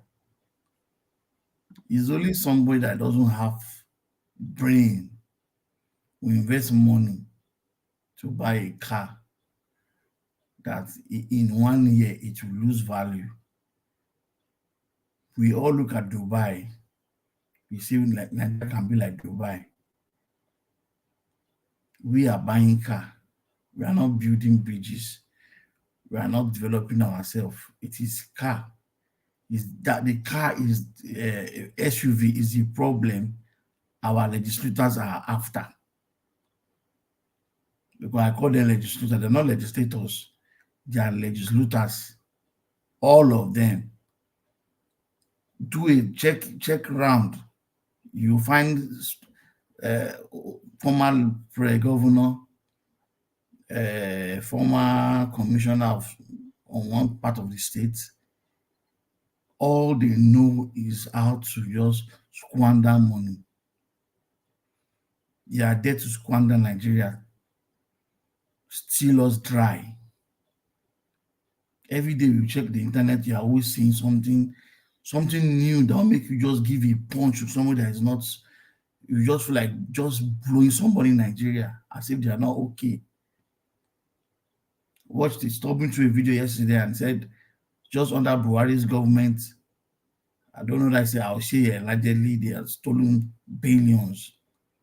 Crude oil was taken from Nigeria, taken to China, pumped into tank farms and abandoned. When Peter Obi was saying it is government that was stealing it, I'm not surprised when I saw that video today. We keep seeing things on this internet. Are we, and yet Nigerians are still sitting down. You are just watching them. Every day they come out and tell you rubbish. We have heard rubbish. Maybe by December, they want to innovate bathroom toilets in the Senate House. And they need to use golden WC. There's nothing we will not hear for criminals that their life is just to squander money. Any human being that has brain, I think you can't just imagine you have that kind of money, 1 or something million, and then you go and throw it into a vehicle and he says it's an official car. It's like telling us that I don't know how much they sell a Rolls Royce now. It's like telling me now that Nigeria is so rich and our citizens are all driving Rolls Royce as official car. Maybe that's the reason. Maybe if you let the Nigerians know the worth of that car, at least it should be more than maybe a Rolls Royce by now. And then just imagine your senators are all driving Rolls Royce to come and see you in your community and your constituency, and you're happy. Somebody's in his house there is by force fasting, he has not eaten, and then somebody's happy driving a car, a vehicle that will change somebody's community's destiny. The money you are going to buy one car will change the atmosphere of one community. Rufai, who is not a politician, he comes online on TV to do his job, he's being paid, can think of a clinic. Those in government that you have to, okay, steal the money, no problem. Let us see what they are using to do. There's nothing as bad. Okay, we have agreed you are looters and certificate forgers. Okay, thank you. Give us hospital, give us school, give us good road. You are the one that will be in Senate to talk about people's welfare, people's health condition and livelihood.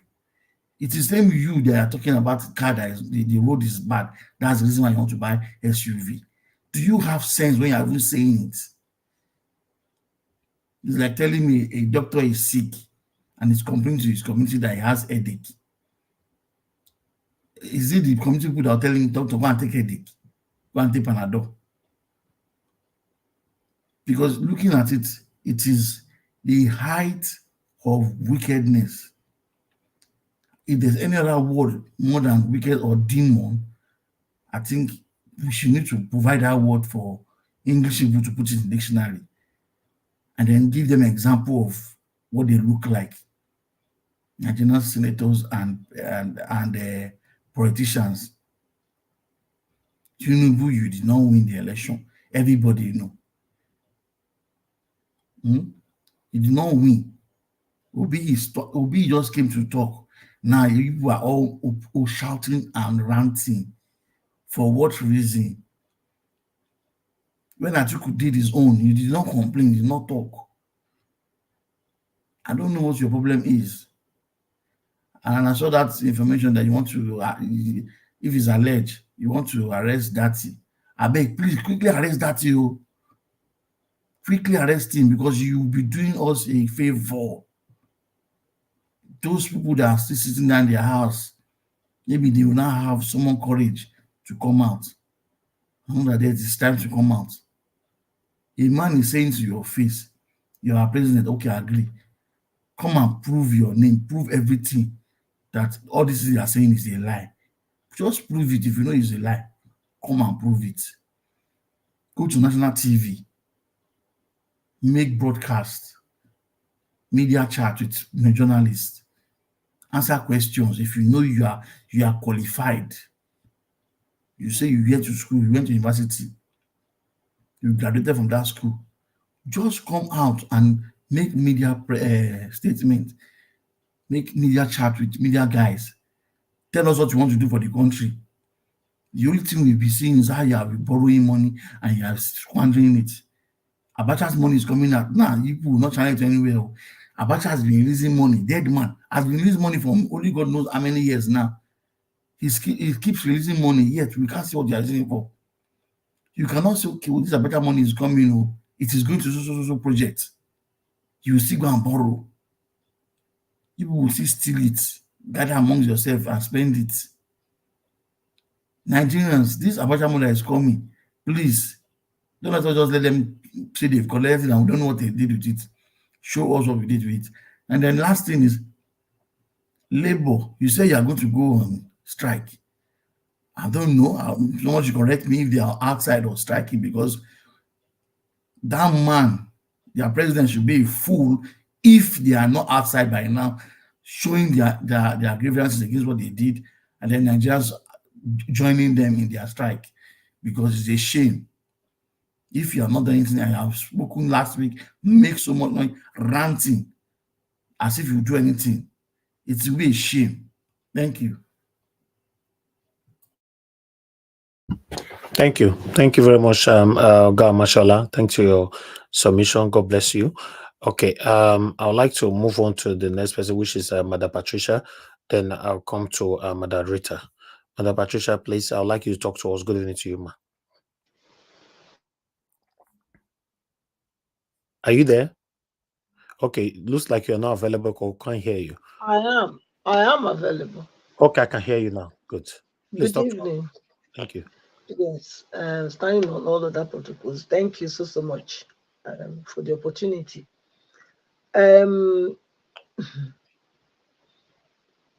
Nigeria wahala again. Anyway, I stand with Rufai on this one, because Mr. Obi not calling out those people for the evil that they are. I think that just confirm also certain criticism that other people also have. Because why would you not come out to condemn such evil? Why would you ever say, even say that, yeah, it's official car? What was that supposed to mean? It's official car. 160 million naira car? Is that what they are driving before? So for him taking side and trying to justify that, I think it was a very big mistake from him. And I don't know that I would say it's a mistake, because as somebody who knows the situation, who can read, beyond the happenings, is not supposed to come out. Nigerians are hurting, and then with all this agony you put everybody through, supporting you and everything, and now you come out to justify the reason why these thieves should have 160 million naira cars. I think that's a slap on my face, so honestly, because I didn't expect it. It came to me as a very a big surprise and a shock. Because if you're advocating for, if you've been saying that you detest wasters, so what's the proof? The only time I didn't know you as a governor of Anambra or whatever. I didn't know you then. Okay, all that I have believed or made me to give this kind of support is what you have been saying. How that you rejected to take salary, you rejected the plan they gave you in Abuja, and all these things. So, but this is the first reproof for me that what you have been saying is so, that you stand by, you mean what you have been saying. And the first test, which is what I can say, is something that I know now. I'm a living, a first-hand experience of that, and I can then you fail that test. So does that mean that what I've been told, is it false? Is it a lie? I mean, this is a question I'll be asking myself, because I don't see how we can come up with such a justification to these people having to drive 160 million car, naira car. I can never swallow it. It's still making me like, am I dreaming, or have I believed a lie? Honestly, this is how I feel. This is how I feel. Because I didn't know when he was in Anambra State governor. I don't know. I have never ever heard of him before. All what I'm hearing is that he said. Okay, people saying, but I wasn't a first-hand partaker of that. This is my first ever prove for him to prove himself that yes, he means what he's saying, and he failed. So what's that? What's that? And I want to say that again, Nigeria's matter is just, how would I put it? It's very complicated because we are the problem. We are our own problem. I hear some people coming out to justify, to defend what he has said. You know, that he's right. He didn't mean like this, he's mean like that. I mean, you know, for crying out loud, why would you always want to be how will I call it, tribalist? Because this is about defending somebody that is yours. It's not supposed to be like that. And I will say this, and I dare to say it because it's true. I think the most honest people that we really have in Nigeria, honestly, are people from the South. Yeah, we have few that are buying into this crap, selling themselves out. But I don't think any other person can support people like the way we do. And genuinely, because we like truth. I can't, even if it's my son, my own son, if he does wrong, I don't care what will happen to him because he has to face the dance of what he's done. I can't say because he's my son, I will now pet him and hide him away and say yes, defending him. No, I'm not raised up that way, and many of us are not. Hence, we are this way. So it hurts me so much to see this person that puts so much time and trust in coming out to defend what I am fighting against. That's what I've been fighting against. These wasters that doesn't have any value or regard for the common wealth of the nation. They use it to, they make it as though it's nothing. You know, if you talk to them and they'll tell you it's only 160 million naira. Only 160 million naira. Don't you know how many children that can take out of, how many family that can take out of poverty? Don't you know? They make it look like it's nothing, but where it is the really meat of the case. So I'm pissed, Mr. Ellis. I'm very pissed. Honestly, I'm very, very pissed with that comment because I don't even think, for me, I don't see any way forward in this whole thing. I think I believe in that, a lie. I'm really sorry about that, but this is how I feel, and nobody can take that from me. It's my own opinion. Thank you.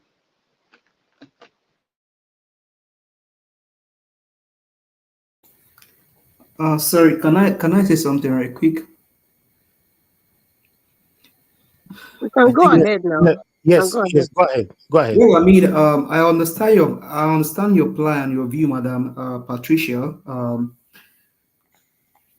Even though on this SUV we don't agree with PO, that does not change who PO is. PO still remains as saint as he is when it comes to political landscape of Nigeria.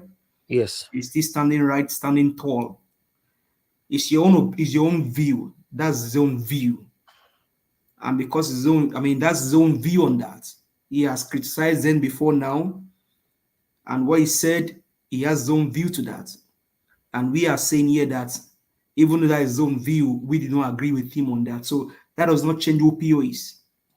They've gone everywhere to verify. They've gone everywhere to check his record. They've gone everywhere to do whatever they can do to him. He still remains as clean as. Thank you. That's the only offense that he has against them. His corruption is that he did not steal money. He did not ask us to go and snatch it, grab it, and run with it. All right, he did not ask us to do anything evil. So pure still remains pure to me. Thank you. Thank you so much. Let me take this call. Hello, yeah, good evening to you. Your name and where you calling us from? Hello, Mr. Nanja Watch. This is Charity. I'm calling from Canada. Thank you, Madam I've Charity. been listening Talk to to the us. 2 program minutes. since it started. I just want to say something to what Madam Rita said. Not I feel Madam the Rita, pain not of what Madam you've been Rita, not saying. Madam Rita, please. Madam Okay, Patricia. Madam Patricia, please. Yes. Sorry. Yeah. I know what she's saying. I supported that day when I heard that video play that day.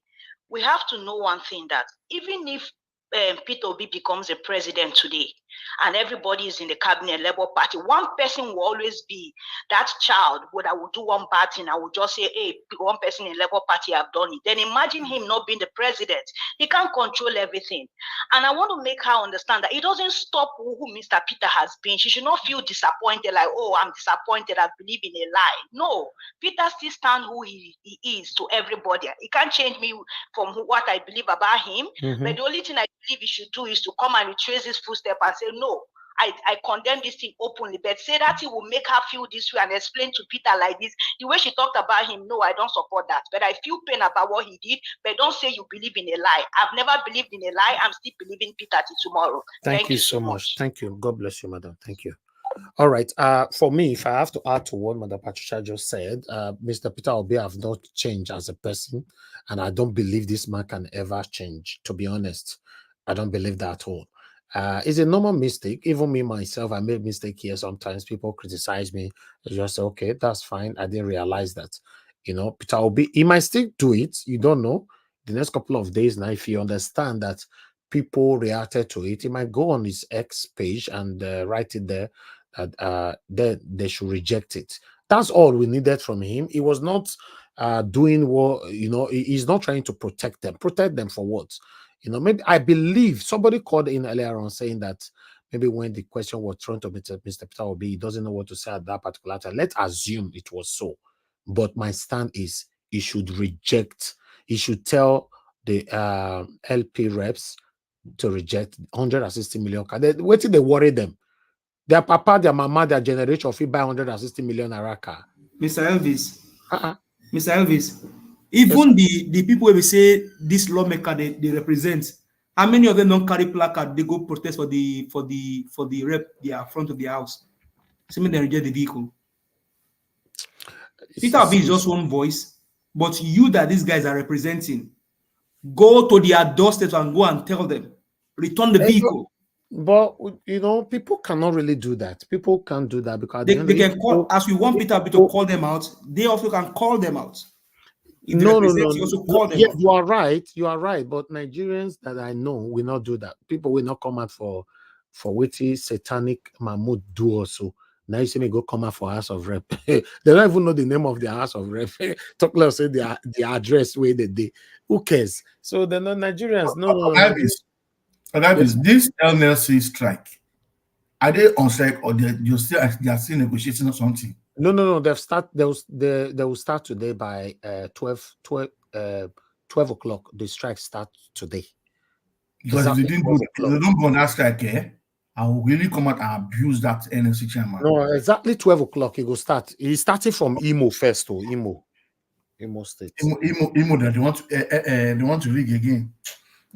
All right, let's move on. Let's move on to the next person.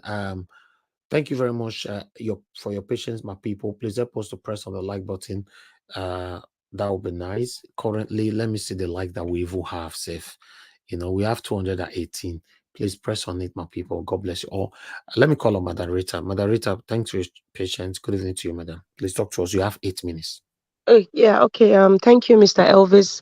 Good afternoon, everybody. All protocols observed. And you know what? We have, I don't know where to start. Okay, since there were other topics, but I think since we're talking about Peter Obi's response to the 160 million naira purchase of vehicle. Maybe the other topic, we can take it on the second segment. Okay, because this is very, very important. Okay, we have 109 members of the Senate, and we have 360 members of the Federal House of Representatives. In total, it's 469 National Assembly members. And then if it's 160 million naira each for each vehicle, we would have 75 billion, 40 million naira spent on just purchasing a vehicle. Now, in the midst of the suffering, this is being purchased, right? And then our president, my president, I don't know about you, but my president now went on a press conference to respond to the useless verdict from the Supreme Court. And that question was posed about the 75 billion naira spent on purchase of vehicles for these National Assembly members. And because of his response, everyone under the sun in Nigeria, every demonic entity in Nigeria, every demonic entity against Nigeria is feeding on it. The media houses, the newspapers is on their caption. Peter Obi supports the purchase of 160 million naira vehicle per National Assembly member. Everyone is feeding on it. Somebody came here during the campaign. I think it's Abdul Rahim. I don't know. Mr. Nigeria was one of the guests. He's a part of the Labour Party. I think Mr. Alex has said it once. Anyone who's read political science, and I'm sure you, Mr. Nigeria, what you understand some level of psychology. Politics is also psychology. And then when you see everyone just vituperating and screaming and shouting on top of their voices about Peter Obi's response, you are feeding into the psychology of what these people want you to feed on. I choose not to because just because Peter Obi is not responding or expected to respond the way you expected him to respond, which I feel he should have said, made something to say, you know what, I condemn the purchase of, spending that money, especially when I'm the champion of government expenditure, so, but it will not be a measure of how I will rate Peter Obi as a leader, as a potential president of Nigeria. Nobody can take that away from me. And it would be unfair for anybody who has believed in Peter Obi, who has always believed in him when he said, go and verify. Ask yourself this question now. All the political candidates, including the National Assembly members, when they were campaigning, is there anyone, maybe I'm wrong or someone should correct me, any one of them that said, go and verify from their antecedents? None. There was none. There was none. So why all this doubt all of a sudden? Peter Obi is this, Peter Obi is that. Why? Why are we shouldn't feed, I'm sorry if I'm not yelling at anyone, but we shouldn't feed. My message is we shouldn't feed on this negative drive, this negative psyche and then we come repetitive and we keep saying it, and then the opposition and all those lizards will not start to clap at us. Why? Please come back from where you are. Come down. Sit down and analyze what is going on in Nigeria is beyond what we are seeing right now. The purchase of this vehicle, we have analyzed it severally on this panel, is beyond what Mr. Obi's response will have been or should have been. It's beyond Julius Abure's response. It's beyond what we are saying here. It is more than that. And is this hegemony of the what do we call them? All these echelons of our society that has brought us to this mess that we are in.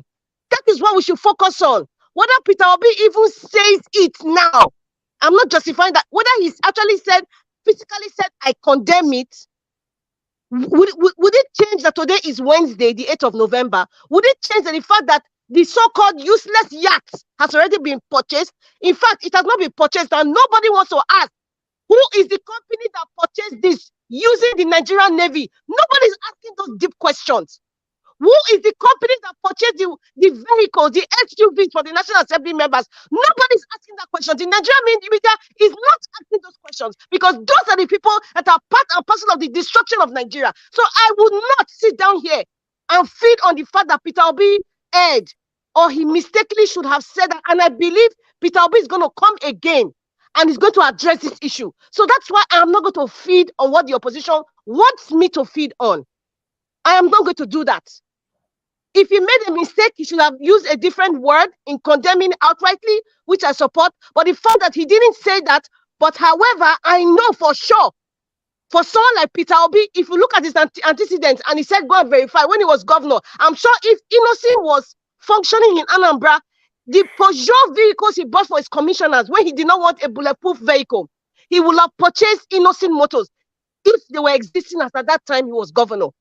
But look at, he went down to, okay, they need this thing, logistics for their movement to work. He understood that, but I'm not going to be free. I am going to be very frugal in spending this money for necessities, because vehicle is not it shouldn't be a luxury. It's supposed to be a necessity, especially when you are working for the government. You're working for the people. Whatever tool that you require to work for the people, your employer is supposed to give it to you. However, the employer should be very frugal in spending such an amount of money. That is the point. The federal government of Nigeria, they are not frugal. They don't care. They don't care. So Peter Obi, if he made that error, I'm not going to punish. And he's going to come back again. I believe so. He would come back again and regurgitate that statement that people felt that he wasn't strong enough. I'm not going to use that as a measure of his legitimacy, his honesty, and his character. I will never use that, because what we are facing in Nigeria today is beyond what Peter Obi should have said about the SUV. It's beyond it. That's where we should focus on. Let us not feed into the psychology of these wicked entities in Nigeria. And all newspapers go online. It's all on their caption, because they have nothing to present to Nigeria what this useless entity in Aso Rock is doing for Nigeria. They have nothing to put again. So any little thing about Peter Obi, they put it out there. How come what Dati was saying is not out there the way Peter Obi's response is not out there? How come? How come? That's the caption everywhere. That is the caption everywhere. Why did they put out caption about Dati? Why? Every little thing that happens, every little thing, they are so very quick to jump on Peter Obi as a person, to question his character, to question his abilities. I will not feed on that. That is psychology. And let us come back. My message now is, let us come back to the nitty-gritty. I'm not going to ponder on this SUV response. Thank you very much. All right, Madarita, thank you very much for your submission. But before that, I'd like to correct you. Mr. Peter Obi used innocent cars, motors, when he was the governor of Anambra State. In case you're not aware of that. Okay, that is even very good. I'm happy. You see, that is even an example of the kind of man we're talking about, the frugality of his expenditure. If he used innocent motor at that time, and I know when they started, because it was even his inception that even started his governors that started innocent motors, because he supported, that industry. And I'm sure maybe they were not as big as they are now, because they were just starting then. So perhaps maybe they couldn't even give them all the vehicles. He said, you know what, you're just starting, let me go and purchase some Peugeot. And I'm sure that will be the storyline. All right. And two, I would also like to please hold on, anybody that is unmuting. That was one. Then two, I would like to also acknowledge you, that is, appreciate you for acknowledging the fact that Mr. Peter will be supposed to ask the reps to reject those cars. That's two. Then three, I will also support you for nobody. I repeat, nobody should use this to how do I put it on? There's a word I wanted to use. As a yardstick to just yes. Don't use this as a yardstick to judge Mr. Peter Obi overall. Mr. Peter Obi is just like a saint when it comes to our politicians. Mr. Peter Obi open our eyes. In fact, that's even the reason why someone like me is even calling him out, for him to know that we are with him 24/7. I cannot say because I love him, if anything is wrong, I'll pretend. I'm not that kind of person. I've let everybody know that already. But we cannot in any way compare Mr. Peter Obi with any politicians in the history of Nigeria. I'm sorry. Except the politicians that reigned when I was not alive. Yes, I cannot really say much about those ones. Although if I want to do research about that, I can, but I don't want to go there. But in my own time, Peter Obi, there's no any single comparison. Let me get this straight, because let's focus on Peter Obi did not tell the House of Rep to reject that car. Let's just focus there and finish it there. That's it.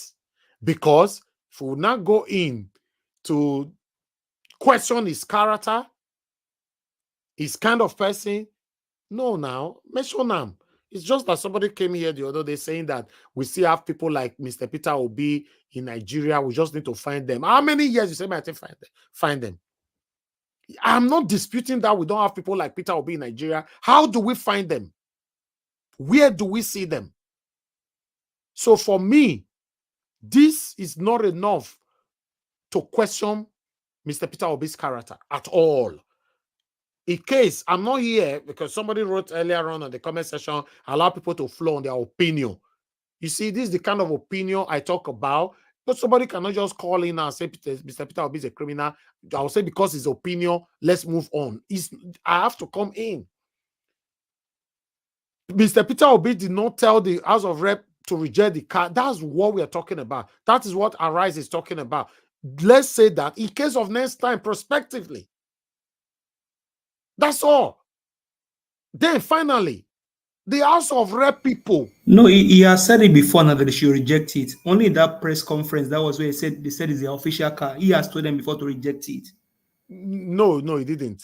He only said it's wrong for any kind of country that is in our situation right now to drive on a car of 160 million. So he rejected the 160 million. He rejected the car at all. He rejected it, but he did not specifically tell the House of Rep and senators to reject it. That's what we are saying. So I want people to get the area everybody is coming from. Mr. Peter Obi in October rejected the idea at all. He criticized Tinubu for at least for this to happen under his regime. The tweet, I can still go and bring it out. He tweeted, I remember I retweeted it. Our take now is a question was thrown to Mr. Peter Obi at that press conference. So let's forget he did before, he did not. In that press conference, somebody asked him, sir, what is your take if your Labour Party reps take this car? That's the area everybody is reacting to. And let's keep to that area, please. We cannot question the character of Mr. Peter Obi. Do you know what it means that these satanic people, APC people, throughout the whole campaign, they are calling Peter Obi tribalist, tribal bigot, even when he's not. Even when he's not. But they could not find any corruption in his name. Think on now. Think on by yourself. As these people hate Peter Obi rich, they could not find one thing at all to tag with this man. Rather, everything they tagged with Mr. Peter Obi was lies. Everything. Can you just imagine people, even, what's his name again? This man, Anonuga, saying yesterday that Peter Obi is a tribalist, is this, is just religion and all that. These are obvious lies. Please, guys, because for me, I'm a truthful person. When I ever see say Peter Obi secretly or publicly tell people, say, make una vote for me because I be Christian. Make una vote for me because I be Igbo man.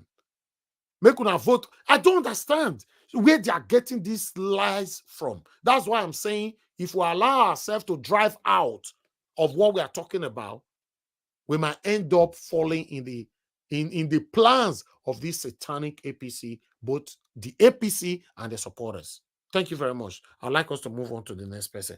I appreciate you all for your time. Let me quickly hear from the next person, which is, I guess somebody wanted to talk earlier on, but I'm not sure who was trying to come in, but let me just move on. According to how I have it on the table, I don't know if anybody have lost their spot. Mr. Ike. Mr. Ike. Okay, Mr. Ike, please hold on, sir. Hold on, sir. Please, let me pick this call. Let me pick this call quickly. Hello. Yeah, good evening to you. Your name and where you calling us from? Hello, good evening. This is Tina from the United Kingdom. Thank you, madam. Good evening. You have 2 minutes. Thank you. Good evening, everyone on the panel. Protocols observed. Yes, when I heard that interview, the way he responded, I frowned to it. But also, when we're listening to these things, I can say, let us listen further, because after he had said this he's spoken to his people, and they said this is official vehicle, and official Basically, if you have a job that you need to leave or drive a certain car, they give it to you. That aside, but then when we listen further, he said, but it is very expensive. And had they been, we are in government, we wouldn't. These are the things that we are trying to fight against. So if we, that phrase, that clause at the end says it all, that even though it is official and they have taken it, but that he wouldn't, if the government, if they had won, that there will be no question about such amount being used. Madam, sorry, what we are fighting for is not Tinubu or Peter Obi. What we are fighting for is the continuous spending, the excessive spending of this satanic government or the previous government. So let's come back to your official. Your emphasis on the officials.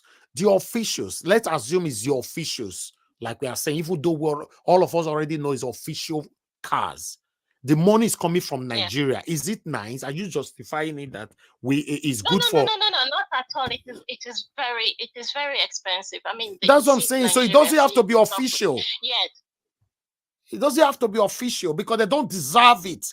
No senators in Nigeria or House of Rep in Nigeria deserve to drive 50 million naira car. They don't. No. So why are we saying it's official? Official from where? Is the money that we're going to take it from Ghana post or Zimbabwe post or Yugoslavia post or Nigerian post? I agree, quite all right. It is very expensive, and they are not supposed to be using such amounts just to obtain a vehicle. But on the other hand, if they don't take it, so what then?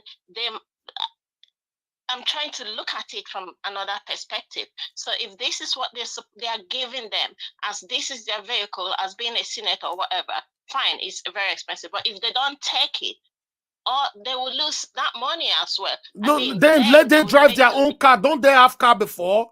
Don't you think our senators should be receiving a maximum of just 3 million naira? Why the rep should be receiving between 800 and 900,000 naira? So the thing I don't know is if the government buys the car and gives them, in my opinion, if it is that they give them the money, I would have, taken that money and, make my community where I come from, the people I'm representing. But because I don't know these things, I was thinking, maybe this, because it is an official vehicle, so they will buy this vehicle and give it to them. Madam, so if we don't stop, if we don't start rejecting it when the government bought the car, then we are not going anywhere. The government are used to spending excessively. It's your duty, responsibility to tell the government that I don't need this. If 1 or 2 people reject it today, the government will not go ahead to spend 160 million naira on just single car for an individual. So the movement have to start from you and I. Elvis, Mr. Elvis. No, somebody is still on the phone, please. Somebody is still on the phone. Thank you. Round up, madam. Thank you. Round up. I agree. Thank you. Thank you very much. God bless you, ma. Thank you. Yeah, Madam Patricia, go ahead with your suggestion. Okay, 1 minute. Thank you so much. I mean, that is exactly my point. If even this, even if they propose to buy these cars, these senators, they could have as well come out and say no, because we have a different ideology altogether. We are not taking these cars. And if they insist that you must have the car, fine. What we do, we can say, okay, we want the government to put those monies together and use it to alleviate or ameliorate Nigerians' suffering. That's what I should have expected them to do. Not for somebody, one of them coming out to justify that, yes, they deserve it, because if it's going to his constituency, that in his road is bad, who is responsible for doing road? And then we have our principal coming out to say, yes, it's an official car. Excuse me, he's the one that told us that when he was president, when he was governor in Anambra State, they came to him, they wanted to buy cars, and he said to them, the chiefs, that if it's not innocent car, then they're not going to get any. So thank you, history mix up, I beg. Thank you. Hello, good evening to you, sir. Thanks for calling in. Please talk to us. Good evening to you. Good evening, sir. I want to say, let's say PC people, if they like, make the drag Mr. Obi to be like them. Mr. B can never be like them. Exactly. We love him in Nigeria here. I'm telling you, we love him more than before. Self. Look, we are going to vote for him 10 times again. Why should people blame me, Obi? Obi cannot talk to this House of members. He don't know them before. Obi don't know them before. Even we that vote for them, are you going to blame us? We don't know them before. That's true. We don't decided to vote for Labour Party all the way. So why can anybody blame Obi? Obi has no issues there. They should not blame Obi. Obi is very, look, he's honest person. He's a honest and sincere person. We should not bring him into this matter at all. He has nothing to do there, nothing concerning him. After all, he has said it before. He said he did not appreciate it for them buying a can that cost that amount. So why can we blame him? Okay. It's a honest person and we love him. I want to vote him for him 10 times. If he come out again, this is our northern brother. Now when they talk say Peter Obi not get level for north. We love him more than before. We're going to vote for him. Nobody should drag him. They want to drag a bit to be like them. Obi is not like them. He's a honest man, sincere man. We love him. Let him come out again. We're going to vote for him. So let the PC go and die. Thank you. Try to drag Obi to stay him. They cannot stay him. Thank you. Get out. Thank you, sir. Thank you. All right. Please hold on, sir, please. If I have to add to what my brother just said now from the north, this is one of the things I said earlier on. Even the House of Rep members we are talking about, this is even the more reason why Mr. Peter Obi must always protect his own name. Like somebody called in that Mr. Peter Obi was trying to protect them privately and all that, blah, blah, blah. Maybe he's already talked to them. For me, my stance still remains, Peter Obi is wearing a white garment.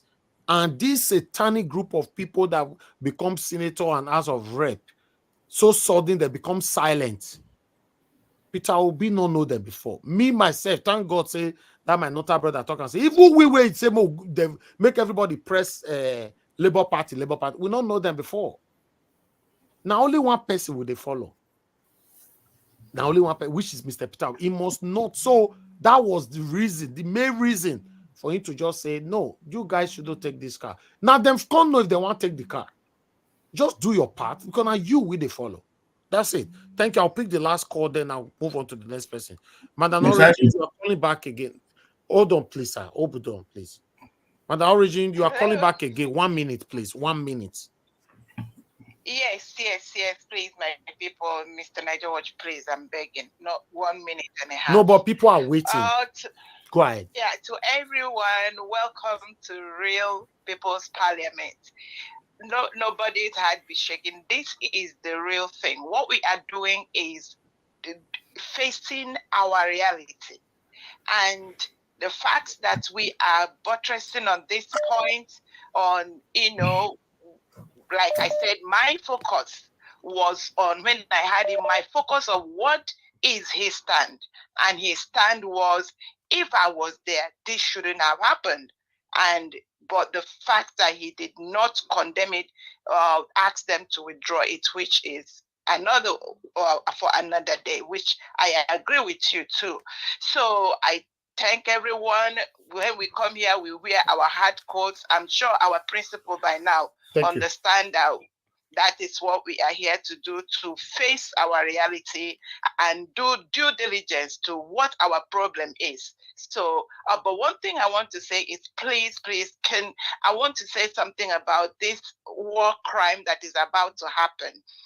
INEC, please, whoever is going to talk to all the human rights activists, all the head of all the political parties, they should stop this war crime that is about to happen.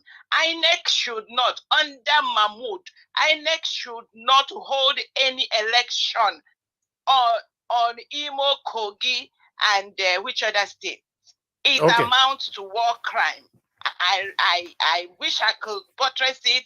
Anything that is war crime, intentional directing attacks against the civilian population is a war crime. Stop INEC from conducting this election. Thank you. God bless madam. you all. Thank you so much. Thank you. All right. Before I come to Mr. Ike, I would like to respond to Chidima. Chidima, you said, I hope I didn't lose your comment. Okay, you said Niger Watch Peter Obi can't do it alone. Yes, I know, but if Peter Obi decide to run again in 2027, these people will not know them. And Peter Obi now all of us go stand with. So you must not allow these people who came in, many of them came in selfishly to rub their satanism on your own, on your white garments. That's my stand. So just tell them, I'm against this. I don't want this. It's not up to you to take it, but at least I've disassociated myself out of you, and you're also saying that why are people not commenting, criticizing the people who bought it. I don't know if you are new on this channel. The whole world have criticized satanic APC, Tinubu for even allowing to buy 160 million cars almost every day on this channel. So I don't know what you're talking about. Maybe you are new here. I don't know. So meanwhile, hello, good evening. Okay, please call out. Go ahead. Let me just see. What I want to say is we should leave Obi alone. Obi is a human being. These same senators that went through Labour Party will still, if Obi were to be the president today, these same people will still be against him. These are human beings. These are Nigerians, and that's where we are. We are easily changed. Thank you. Thank you, sir. Thank you. All right. Good evening to you. Your name and where you calling us from? We are just speaking from Denmark, Niger Watch. Well done. Okay, go ahead, sir. You have 2 minutes. Talk to us. You see, you like your Arsenal fans. When your players play good, play bad, you cannot blame a coach. You will be blaming the players. That is how politics is. No, I disagree, sir. Who have right. I disagree. Politics. Let me land. No. I have to quickly come in there. Listen, sir. Politics is about the people. Football is just about them. So don't compare that at all. We are talking about lives here. Anybody you choose today to rule you, he might kill you or restore you. That's it. Please, we shouldn't say that's how politics is. Why did I say so? Is because the people who are supposed to hold those senators' constituency are the constituencies. Because when they are doing campaign, Obi was not going with them. Obi only go with the governors. He's the leader of the party, sir. He's the leader of the party. Let's educate ourselves, please. Peter Obi is the leader of the party. He's the leader of the, even if he's, you know how Nigeria is, that the constitution is not working very well. Many of them just use the style to penetrate. That's why the leader will speak against it, sir. Okay, listen now. Okay, listen, one thing I want to tell you now. The time where there was going to court, you will see that senator from that lady when she came to court. Look at the reaction between him and between her and Obi. When Obi tried to greet her, when she turned face to another, exactly. That's what we are saying now. That's what we are saying the same thing. No, listen, I'm coming. Now, them who are senators, none of them have speak, including that women have more voice than bones. That FCT Senate lady, who are the first lady to come into FCT. It's the people. I don't know in UK, it's the Labour are not challenging conservative. Also conservative, are they not challenging the Labour? Is it the opposition leader who will tell them what to do? All these guys in the house, they are all matured enough. Thank you, sir. Thank you so much. Let me quickly ask you. Let me quickly ask you a question, sir. Hold on, sir. No. You have time. You only have 2 minutes. You are talking now for the past 3 minutes. The only reason why I left you this long is because I'm interjecting. No. Let me ask a question. If anything is going wrong now on this channel, Niger Watch, who are you going to look for to complain to? It's you. Oh, thank God you've answered the question. That's it. That's it. Yeah, but this one is different because you have asked the chairman. I listened to you when you invited a Labour Party chairman. Labour Party chairman is the one who confirmed who will be the representative, not the president. That is how it is. Okay. Thank you, sir. Thank you so much. Thank you. Yes. God bless you, sir. Thank All you. right. All right. Thank you very much. Like I said, everybody is entitled to their opinion, but there's kind of opinion that we must come in. But please, please, please, please, we shouldn't leave this area of condemning just the 160 million. That's all. You know, it's not enough to drag it to the personality of Mr. Peter Obi. Let me call on Mr. Ike. Mr. Ike, sir, thank you very much for your patience. I would like you to talk to us in 8 minutes, sir. Good afternoon, my brother.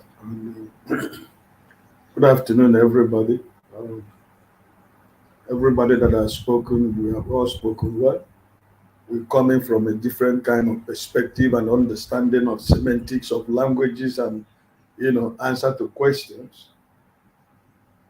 But also, I want to thank my Sister Rita, because she almost said 95% of what I would have loved to say. But I just want us to remember that Peter Obi said that while he was the governor of Anambra State, if anybody comes to his office when they're having the executive meeting, if you are saying yes, yes, yes, yes, he's going to kick you out of that place. Because he doesn't like people to tell him yes, yes. He needs people who will tell him no. So what happened, Peter Obi will be very happy that people are speaking about this. That's the point I'm trying to drive for. He said, anybody who comes to me and say, yes, yes, yes, I'm going to fire you. I need people to disagree with me. I need people to oppose me. And that is the only way you get the best out of people to serve the people of their communities. So, after saying that, it is true that on that particular day of that press conference, even though everybody know that he condemned it through his Twitter handle, he said it about like the day my brother Elvis did say here. But it was an opportunity again to condemn that and say, listen, even though that I've spoken to these lawmakers, I've equally made it publicly and said it openly that I condemn this particular, extravagancy that is going on at the National Assembly. And as a leader of Labour Party, any member of this Labour Party who decide to take this money should find his political career over in Labour Party. Because he's the leader of the party. You have to stand up and let them know where you stand. You have to make them to know that they rode on your back to become senators and members of the House of Representatives.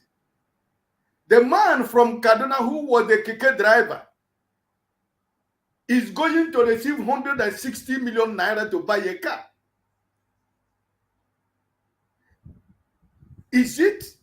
Has he forgotten that he was driving keke?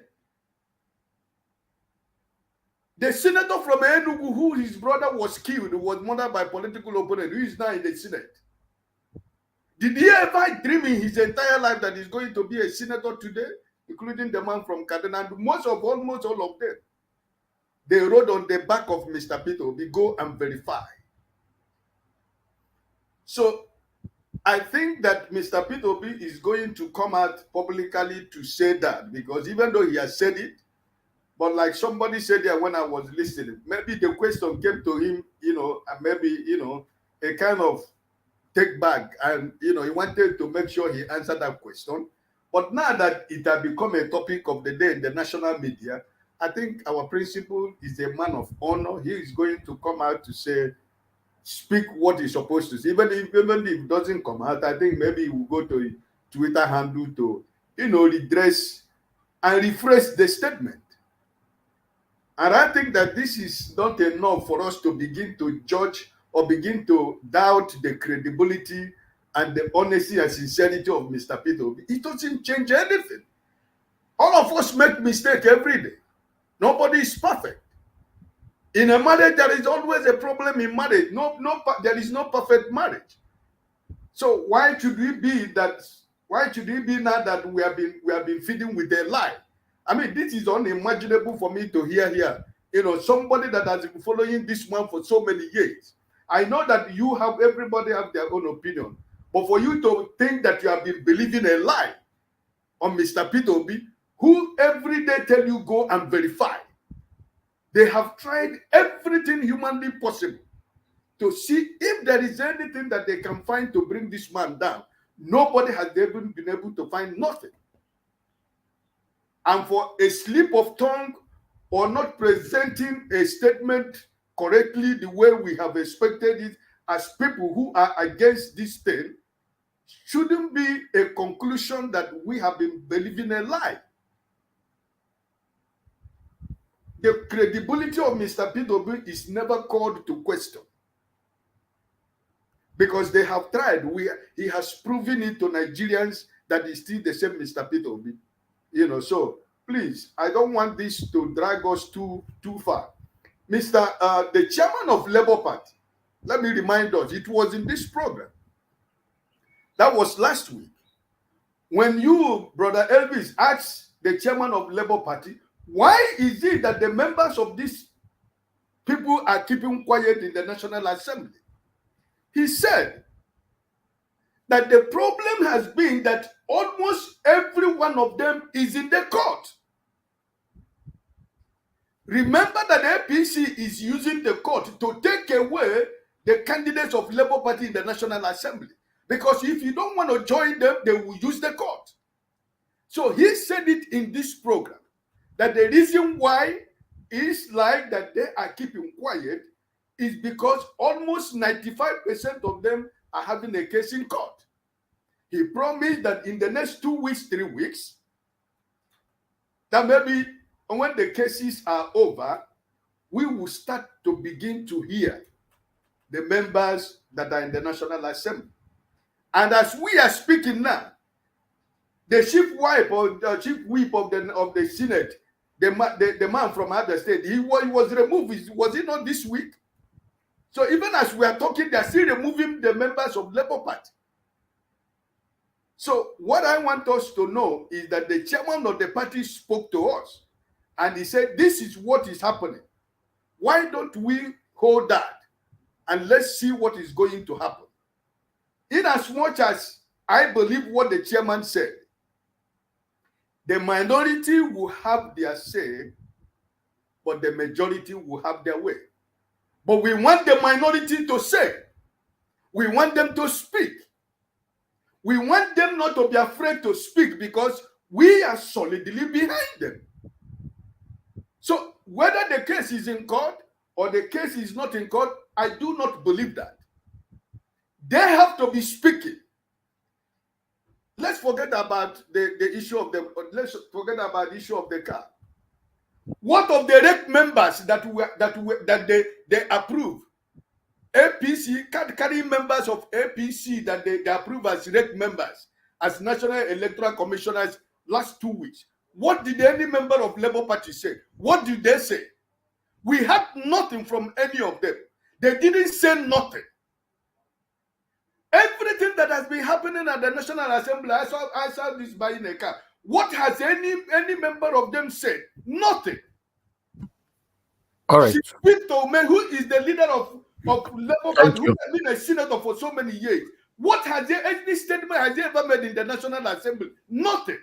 Thank you, sir. Thank you. It means so. Know that they have only 4 years, because this time around we are going to check the people next time who are going to road on the back of Mr. Peter Obi and Opident and the Labour Party. Thank you, sir. Thank you. Thank you, Mr. Ike, for your submission. It's also one of the things that I said. These people, we don't know them. Like Chidima just wrote now, if you criticize them too much, you will have no opposition to APC because they will leave Labour Party. That's the Nigerian way. And it's sad. That's sad. That's the thing that one of the things I'm talking about. When you have satanic people as a leader, that's what they will do. But when you have real people as a leader, they will not leave you behind, regardless of how you criticize them. We criticize people here in the UK. We criticize politicians here in the UK. But whoever that have the mindset to steal, when you say one thing, they don't vex come out. That's how they do. It's just like somebody saying now, for example, I support Nigerians, support Nigerians. Maybe today now I not do something well. Tomorrow you not come my channel again. You were never there. That's the truth. So I support what Chidinma just said there. Maybe if all these satanic people now here now say we criticize them, so you'll say they'll start to the defect from Labour Party to APC, Labour Party to APC. It no matter. You will be replaced. Anybody can be replaced in life. Anybody. Thank you very much. Let's move on. I would like to move on to the next person before Mr. CM. Mr. CM, you'll be the next after F. Emmanuel.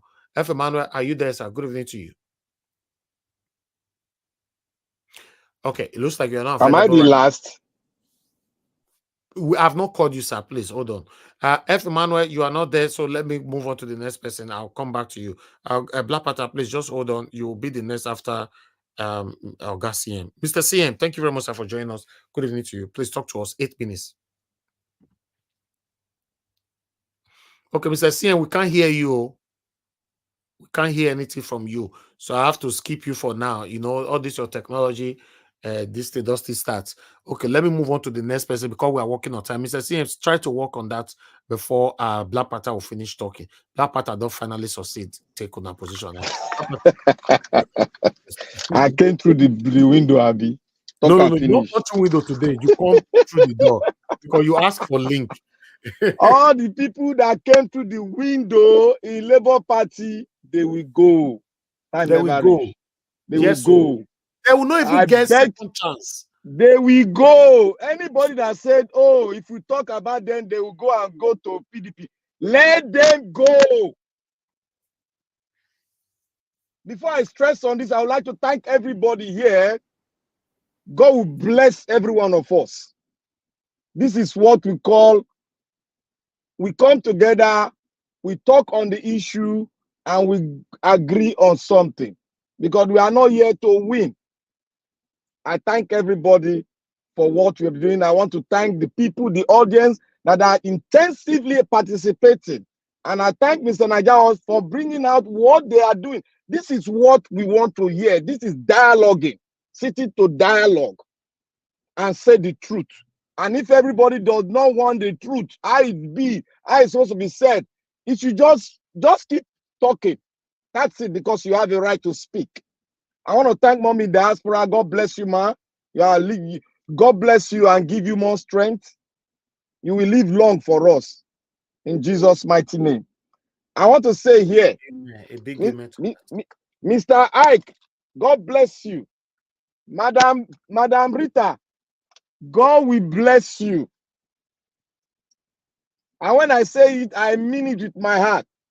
You have spoken the real talk. And I want to say here, I want to a little bit talk on some issue about Peter Obi.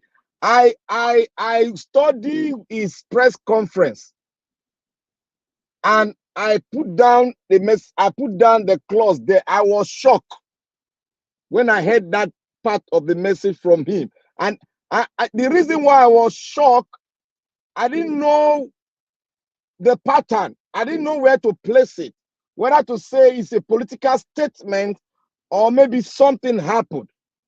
And Mr. Hike said one thing here.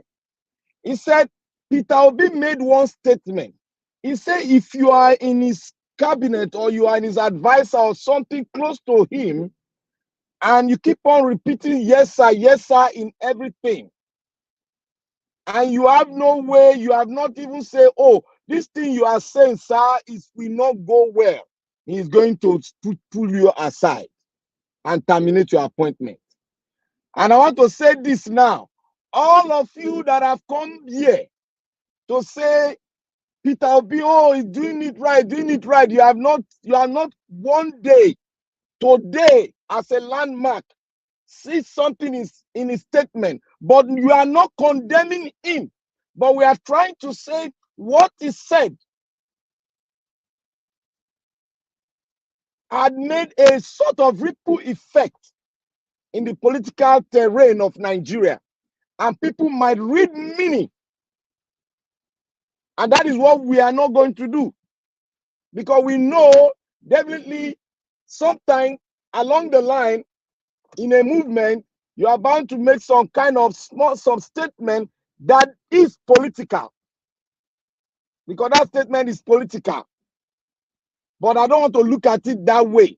But I know Peter Obi is going to come back to say something, to bring more light to it, or either retrieve the statement and tell them what he really meant and where he stands.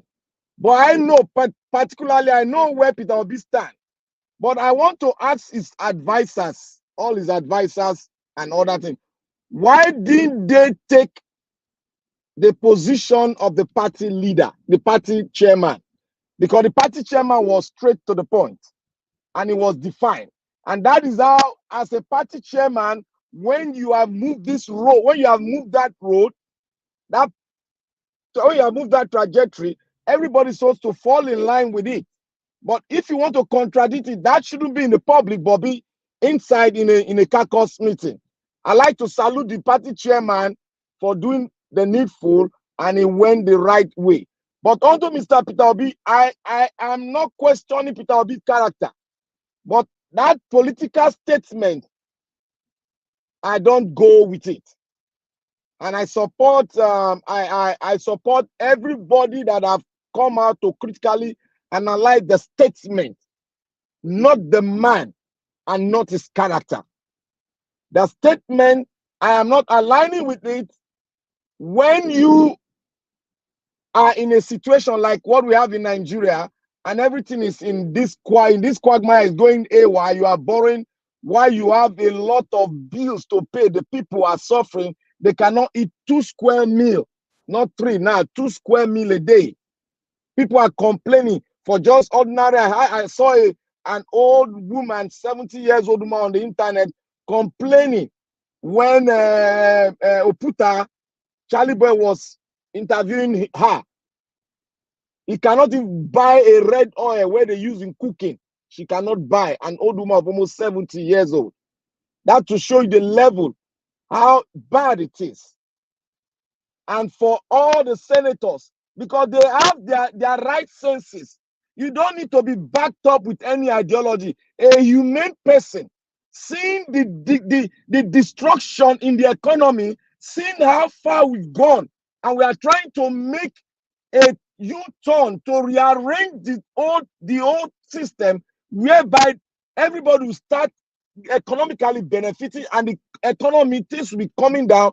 You are going there as a senator, even if they say it's official. You have the right to say, no, I will not go this way. Because they will meet you if it's official. I will not ride on this. I have my own car. I will not ride on this.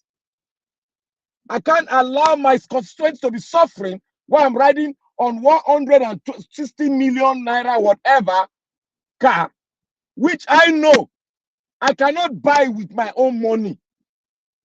Nigeria is suffering. You are riding on that car. How will you feel when you are riding on that car? You see your constituency. They are begging for money. Beggars are all over the place. In the high-brow city, we have Nigerians begging, carrying children, kids along the road begging. And you are driving a car worth 160 million. That is wrong. That's totally wrong. You are worshiping Mammon. You are going there for the money. That is what it says. Every Labour Party member there that accepted that car, they are all going there for money, and they are not members of Labour Party. They don't carry the ideal. They don't want Nigeria to change, and that is what they believe in. And I am the one that came here to bring forth a petition. I beg to apologize that I wasn't here when the chairman was here, but some few statements he made. Look, we are fighting a just fight. If you know you pass through the window and get the mandate of the people, that window, you are going to pass through that window and go back.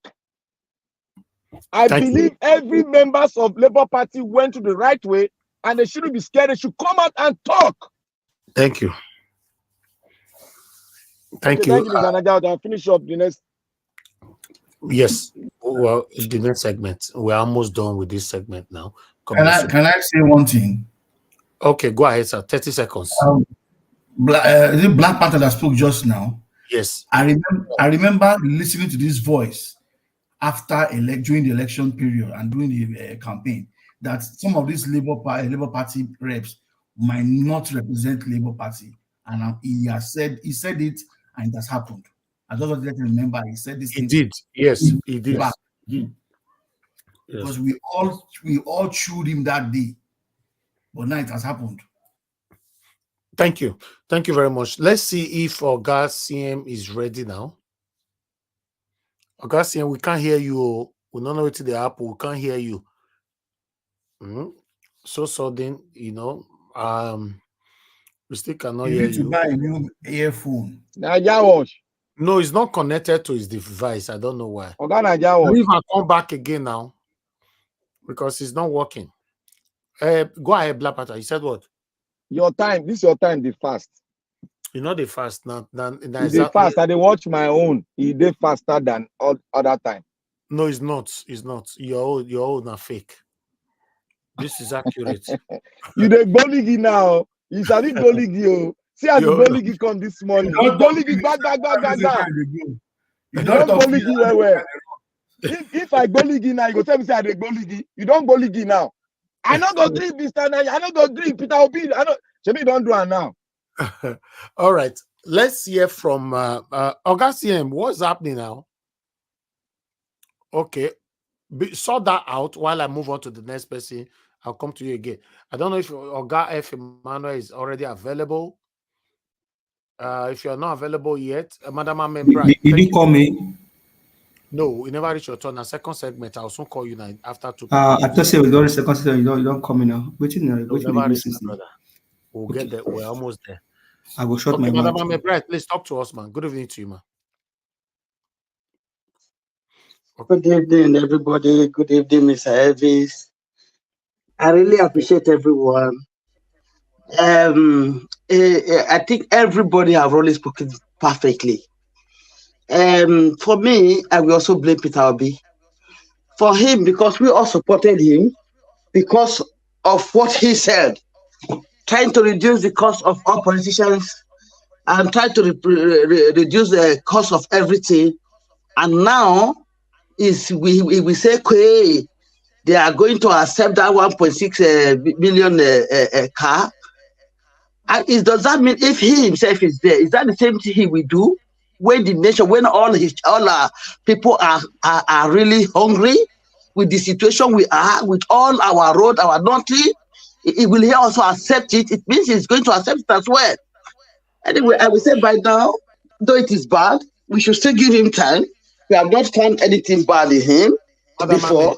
Peter Obi did not support it. Peter Obi rejected it right from time, rejected that 160 million.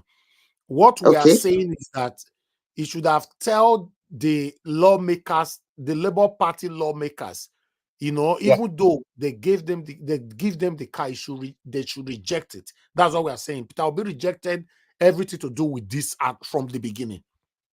Okay. You mean he should also repeat it the way Abure said it before? When Abure rejected it, he should do the same thing. Of course, we are right. Exactly. We don't know what is pushing Obi to do that one, and we are all surprised. I will also not accept it. If it's like that, it's very wrong of him. Anyway, I will say maybe let us call him and ask him why. Maybe he must have his reasons. Anyway, I will not take any reason anyway. I will not accept it. Maybe let us call him. Let us just not start judging him. Though it is bad, it is very bad. Let us call him and hear from him. He should please, he should not discourage us. We know why we all followed him. If he should be like that, he shouldn't discourage us. I will say, Peter Obi, please. Madam, because you don't have anybody to replace Obi with. Do you have any other person amongst all not that I be this character. I mean, he should stop it. It shouldn't give another perspective, another thinking into our brain again when it starts like this.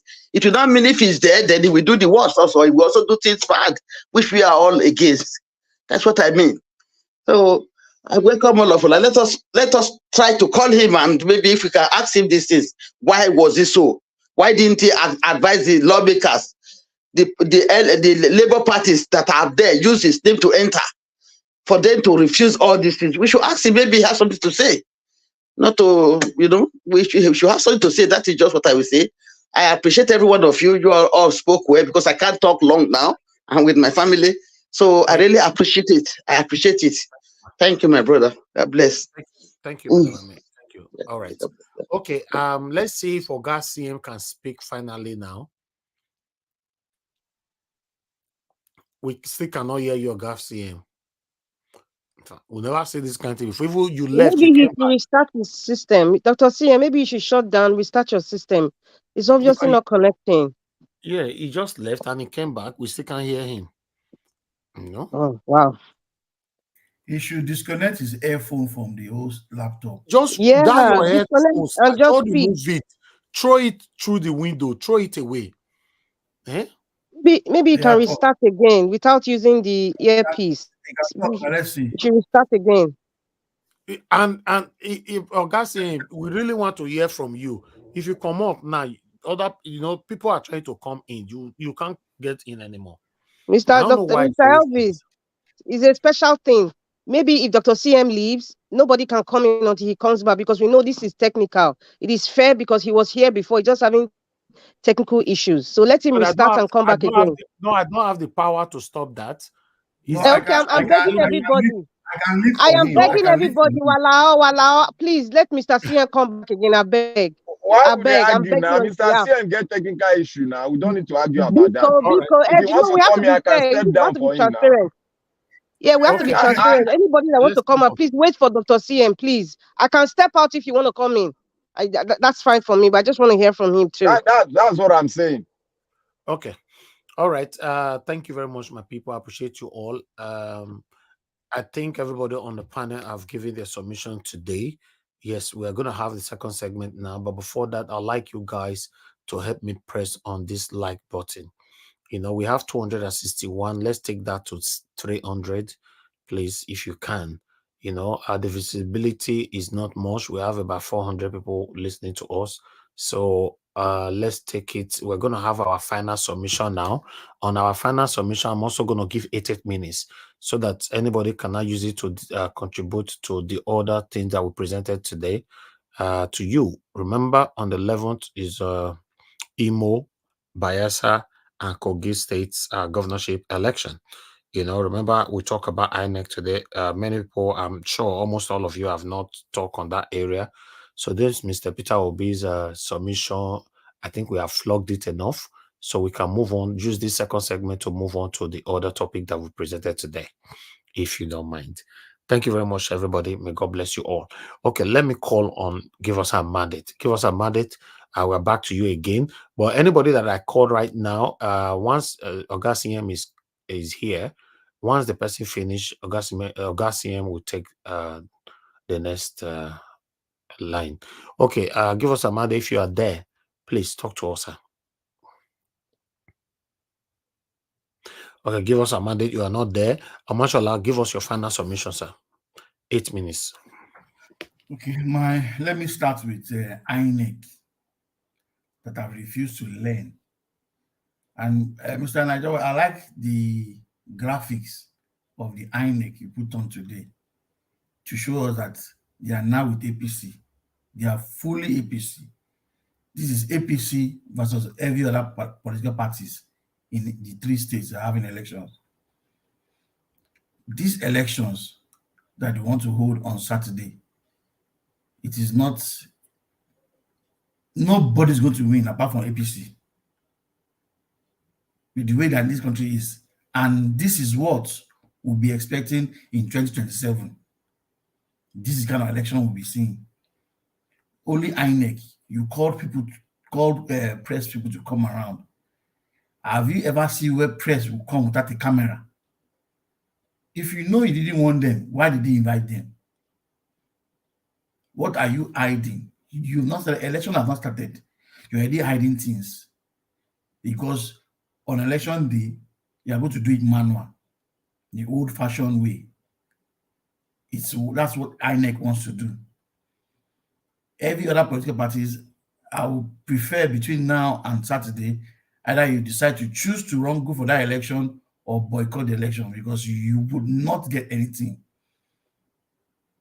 Every talk everywhere in Nigeria is being recruited.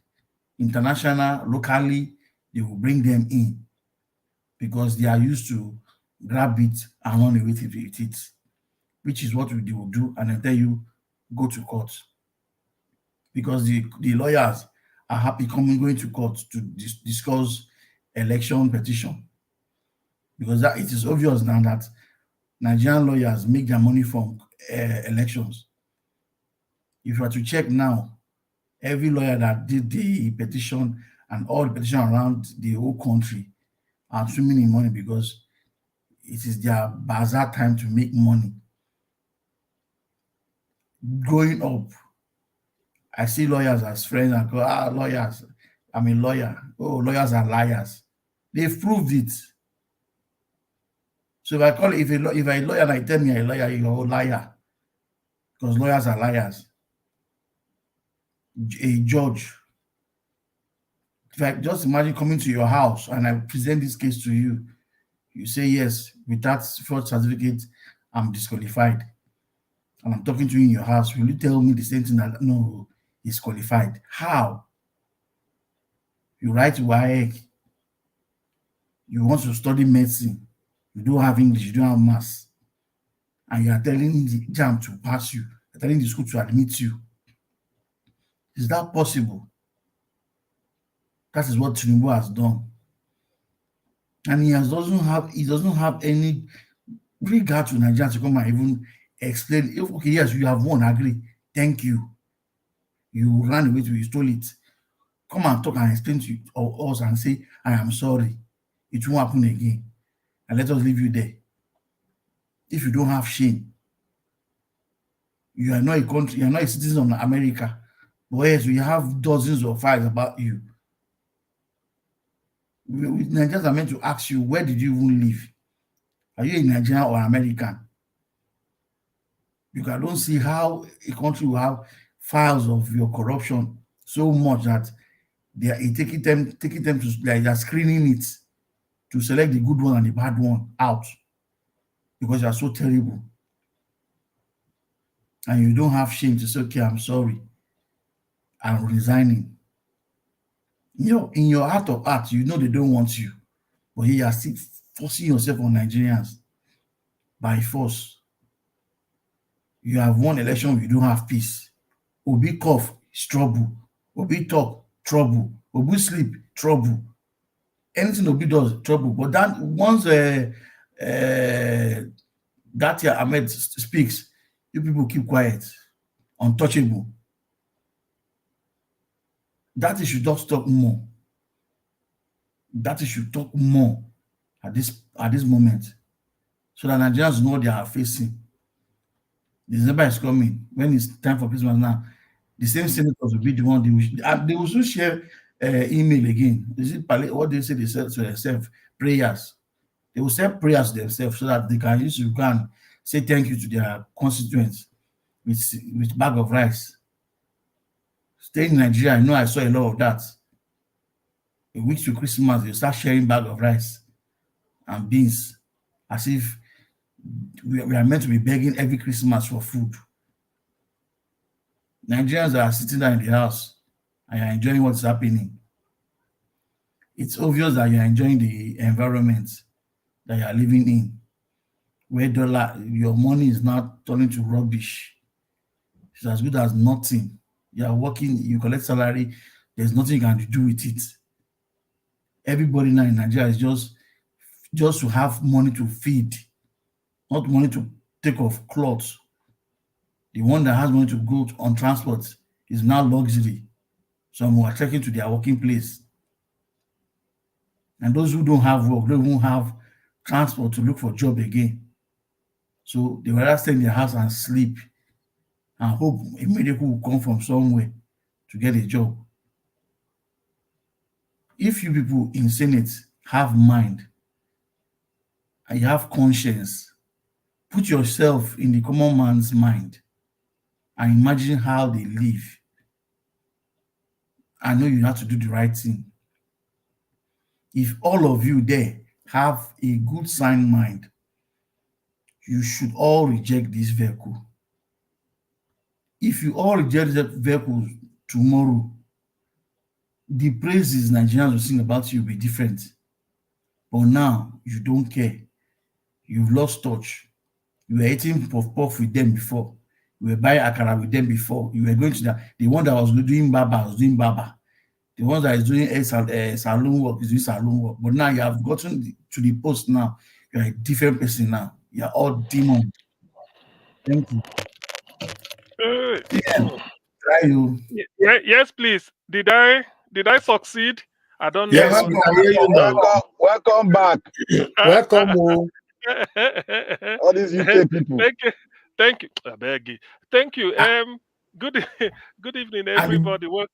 Okay, sorry, somebody is still speaking. No, let Mama Chala finish. Mama Chala, 1 minute I said left. I have finished because I finished my own talk. My talk is not that much.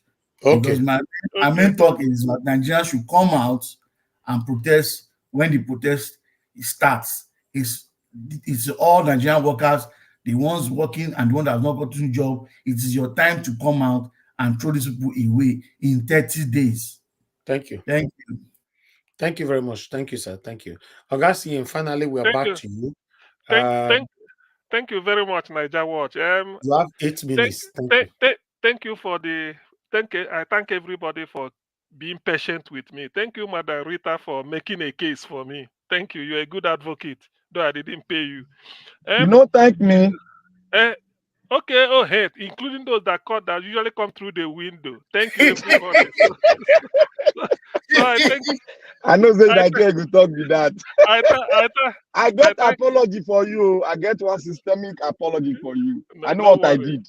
No worry. So thank you very much. Anyway, on this Obi issue, let us get one thing clear. Peter Obi is not on trial for any offense. People should know this. Peter Obi is not on trial at all for whatever offense. The thing is, in his heart of hearts, he doesn't like what happened in terms of buying car, spending this type of money. It's not. It's antithetical to his stand. We know it, even without him saying it. And then previously, like Niger Watch made us to know in his previous tweet. The only thing, because this is evidence, the whole world listening to his press conference. The only mistake, I will call it a mistake, is the word I reject this thing they did, and I've told them to reject it. That it's unbecoming to be buying this type of car by now. That's what people are waiting for. That's what Rufai said. Not that even if he condemns it privately with them, how will we know? Than if he had used the word reject or condemn in his press statement. That's what people are waiting for. Maybe privately they discussed it. He tell them, no, you disgrace me, you do all this. How will we know? The evidence before us is that press conference. People listen to it, and then people are building all type of nonsense from it. So that is the only thing. When he goes back and listen to it, he will find out that, look, people will judge you based on the evidence before us, which is that press conference. So if he had said, I reject, or I told them, I discussed extensively with the lawmakers and I told them that, look, they should not accept that. Even if they should accept it, buy made in Nigeria car, since it is official. Since if you need it at all, buy made in Nigeria car. That's a way he will put it. But for people to come and interpret it as, oh, he's trying to preach this, even if in his government he will do worse. All this is rubbish. You can't learn the use of a left hand at old age. You learn it when you were young. If you don't use it, if you can't use left hand when you were younger, you can't learn it at old age. It's a popular Igbo proverb. So to that extent, I just dismiss it because I've said it before. We know what he know, that is his lapse as a leader, because people look upon him, irrespective of what Julius Abure said. Yes, he is the face of Labour Party, not just because he's a presidential candidate, but because of the fact that he came with a different quality, which everybody have verified. Okay, if you now, with all the verification people did, and you didn't see anything, is he now in this single issue of a car that is not traceable to him, that you will now say, oh, so we now contradict all the verifications you did in the past about him?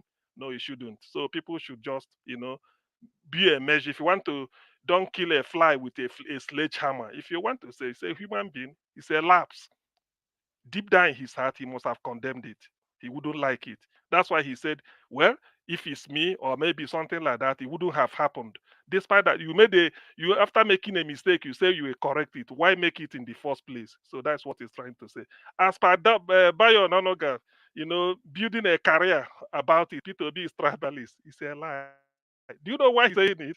Because here we have to bring perspective to different news items. Bayo Nonoga is on record. In fact, in black and white, he put it down, written, that Ndi Igbo should not interfere in Yoruba affairs. And what is Yoruba affairs? Electing governor of Lagos State. How is that a Yoruba affairs? A German can vote, Ichekiri can vote, Fulani can vote, everybody can vote except Ndi Igbo. So that's why they now call him a tribal bigot. So he's trying to push it to P2B just to settle scores. It won't work. P2B is not a tribal bigot. So let him not go and bring it, this thing. He has that title because he put his own down in writing and it is there forever. And he has been living it. Because having said that, I know Bayo Ononuga might be regretting it, but it's already there. And he's not even enough. He didn't come out to apologize. And he's still living by it and then bragging as if nothing. Well, he will die with that tag. So that is all I could say for that. But please, let us remember that P2B is still, like Niger Watch said, he's wearing a white cloth. Let's not allow all these never do wells. People that rode to Aso Rock on the way, people that rode to Abuja on the wing of P2B and the obedient movement. We push them across the line and now they've forgotten us. Somebody who was riding Okada, we now see 160 million car without saying anything. Already the conscience, he hasn't got a good conscience. 160 million naira car when you were Okada rider. Can any of them? I think we discussed it here before. Somebody should correct me if I'm wrong. We've said it here that how many of them can afford 20 million naira worth of car? Just dip hand in your pocket, bring out 20 million naira as at December last year to go and buy a car, 20 million or 50 million. Suddenly, 6 months down the line or 10 months down the line, you are now seeing yourself 160 million, and you don't know it's an outrage. You would have said no. You would have said no, even if you have to stand alone. I mean, the way to do this type of thing is that you will first of all say something, even if you are minority. In the end, they vote against it. Fair enough. It's on record. It's on record that you voted against it. Now, what do? You tell them, since it's official, I don't want to use it, nothing. Or if you want to help your constituency, if you're somebody like me, I will say, okay, rather than that 160 million, I go to nothing or any made in Nigeria car of, say, 10 million. If at all, it will be up to that. Whatever, then give me the balance of or use the balance of this thing, direct it to my constituency. To be honest with you, that person will be the champion of democracy forever in this country. Forever. He will say, look, out of 160, I tell them, let me have a 10 million naira worth of car made in Nigeria. Then 150, I want to put it in constituency project. Before you know it, everybody will be singing his praises, including those in APC that claim they voted APC or PDP. So that is the situation. But in Nigeria, now everybody takes the advantage. However, a lesson should be learned from this. P2B will now know that, yes, a lot of people, many are called. I don't really think it's few. Maybe one or two may be choosing, not just one. So all those people following him, obedient, clapping, this is the first acid test for them. This is the first acid test, and more people will still come in because in this week they will vote in Imo State. People are rooting for Labour Party, and P2B is going there to campaign with the one-armed general and the person, all other people with their legs OT. Everybody will be shouting because some people will be scheming for commissioner. This we will win. But is the person really obedient in heart? Are they willing to imbibe that spirit of cutting cost of governance? So that is another thing. This is a test for P2B. I know he will sit down and then reevaluate the way things are going, knowing that those people that are shouting Labour Party are opportunists, most of them. Only they are trying to say, how do I get to Aso Rock? I mean, not Aso Rock. How do I get to Abuja? I don't care if I hold to your coat tail, hold you by the, just hold to your trouser. If you are going there, you drag me along. But what they have in mind is very much at variance with what Labour Party stood for or what obedience stood for, and then what P2B, the principal, the principle he want to instill in Nigerians. So to that extent, he said there's a lot of lessons should be learned. And in summary, let me say this: P2B is not on trial. No, he didn't commit any crime. It's not on trial. He must have he condemned it anyway. We know he didn't support it. But the thing is that when the opportunity presented itself for him, probably it's a lapse or he didn't manage his speeches very well. Then I'm not making an excuse for him, but I will also join and say, look, if only one word could have solved it or two, I don't support them taking this. I told them so that they shouldn't take it. That's okay. You can't force them. But if they took it, people will not say, but I told them not to take it, that Nigerians won't like it if they hear they're taking this car. It's okay.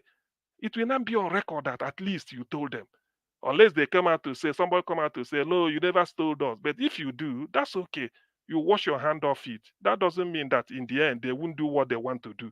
If it's the duty or if it's the policy of Labour Party to expel them, that is another thing. You can't take the decision alone. Somebody may ask you, are you going to retain them in the party? You will not say them, look, I'm not Labour Party. I'm part of Labour Party.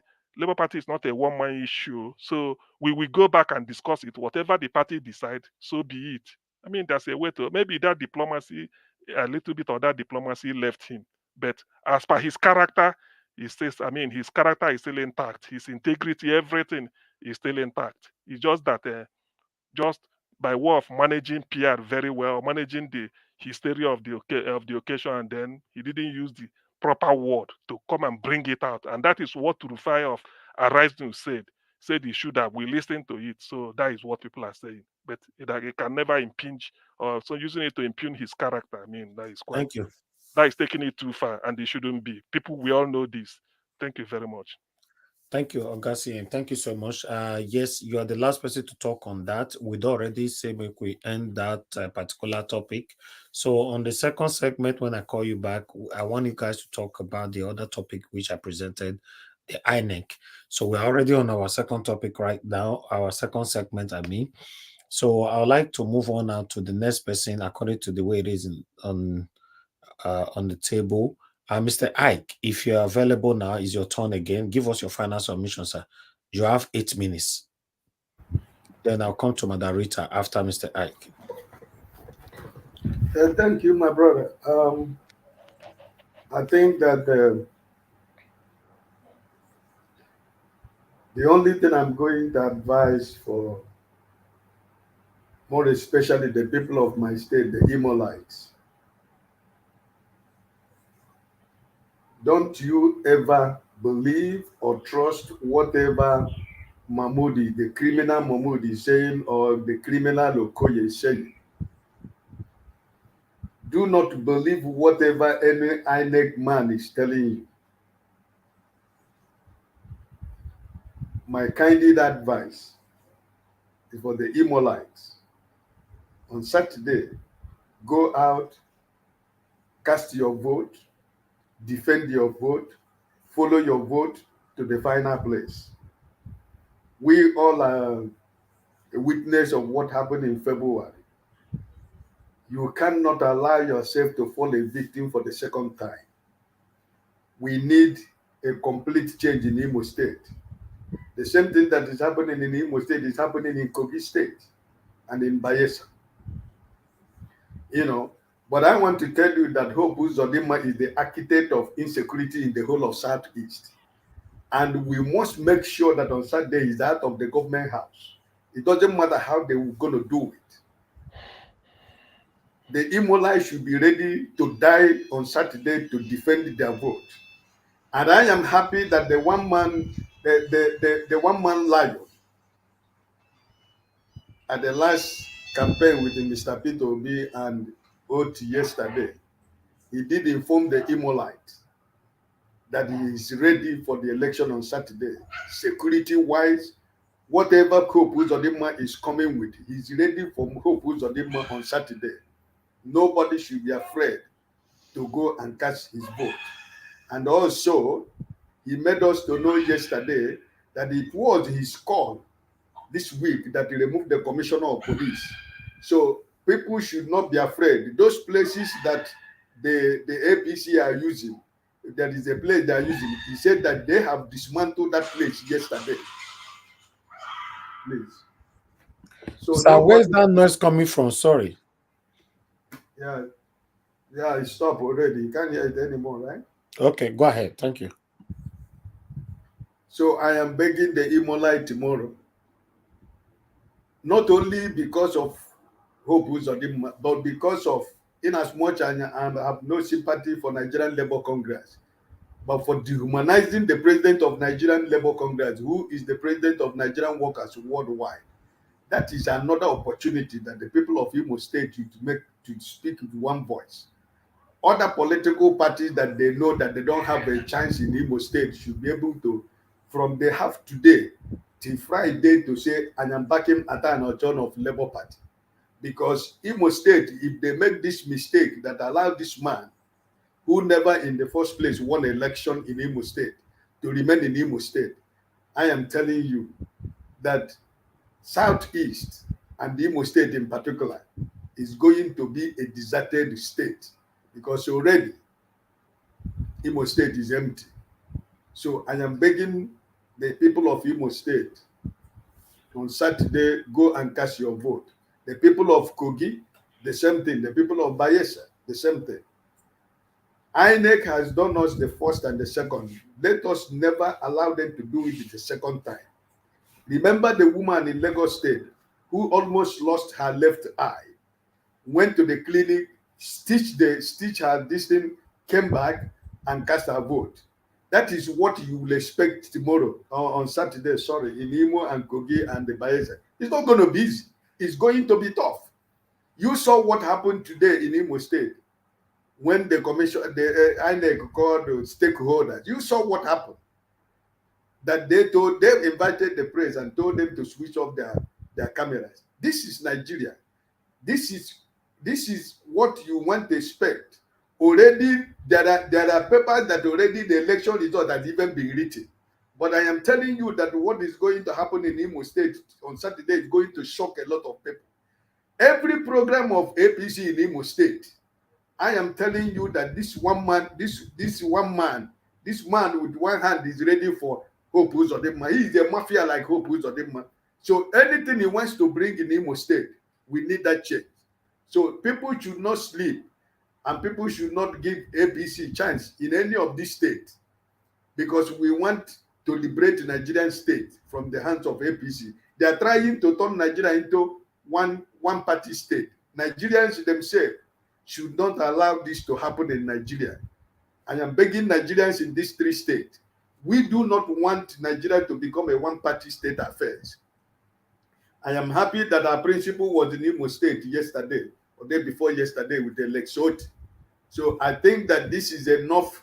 I am speaking based on the area that I think we have the opportunity to maybe win. Because in the case of Kogi, I see Dino Malaya, but he has a lot of work in his hand. So people should support, the person that they know that has a better chance in these three states, in as much as we can take away APC from the way. So my appeal to Nigerians who are going to vote on Saturday, please don't allow what happened on Saturday to happen again. Don't believe INEC. If you know what is right, if you know what you're supposed to do to protect your vote, to defend your vote, do it. And I'm having information right now that election in Imo State, they are going to be, immediately people are casting their vote. So many stations, so many network will be calling the result. So many online line will be calling the result at the same time. They are not going to give INEC any breathing space anymore to deceive Nigerians. So I want to raise my case by trying to appeal to all the states where they're going to have election. Do not be afraid. Freedom does not come easy. Democracy is never easy in case of Nigeria. So I am just saying that, please, let us say we are not going to cast our vote. No, we have to do the best that we can. The change is not easy. It's not going to be easy. We know it's not going to be an easy thing, but we have to do it on Saturday. Thank you, my brother, and thank you for everyone in this panel today. God bless everybody. Thank you, sir. Thank you very much. God bless you. Thanks for your time with us today. I appreciate you. Okay, let me move on to the next person, which is Madarita. Madarita, thanks for your patience. Please give us your final submission, 8 minutes. Thank you. Yeah, thank you, Mr. Elvis. I don't think I'll spend 8 minutes, but in response to what Mr. Ike was talking about, the Imolites and those people in Bielsa State and Kogi State, in the Labour Party, take cue from Edo 2020. You know, if there's an opportunity where you can vote, because I know Hopeless Uzodinjo will make sure he will bring his talks for so that people would not vote because they want to replicate what they did in Lagos. And that is my feeling. And in a situation where you know that you are voting, please, please, please, this is not time to deal with the issues with kid gloves. I think we all saw what APC did during the governorship election in Lagos State and some other states. So this is not the time to say, oh, they are stronger than us. No, they are not stronger than you people. They cannot be stronger than you people. This time, this is not play. This is not pioneer game. If they have to show red eye, you show them your red eye. If you have to count there loudly, count every single thing, follow it through and through. That is another way to fight against this wicked satanic APC governments of especially Hopeless Uzodinjo and Yaya Bello of Kogi State. That is all. They just have to brave it up right now. This is not time for complaining, or you already know the people that you are dealing with. You already know what they are about. You should be ready. This time it's not even just voting, it's more than voting. And I think the people should know at this time, because we are dealing with demonic entities.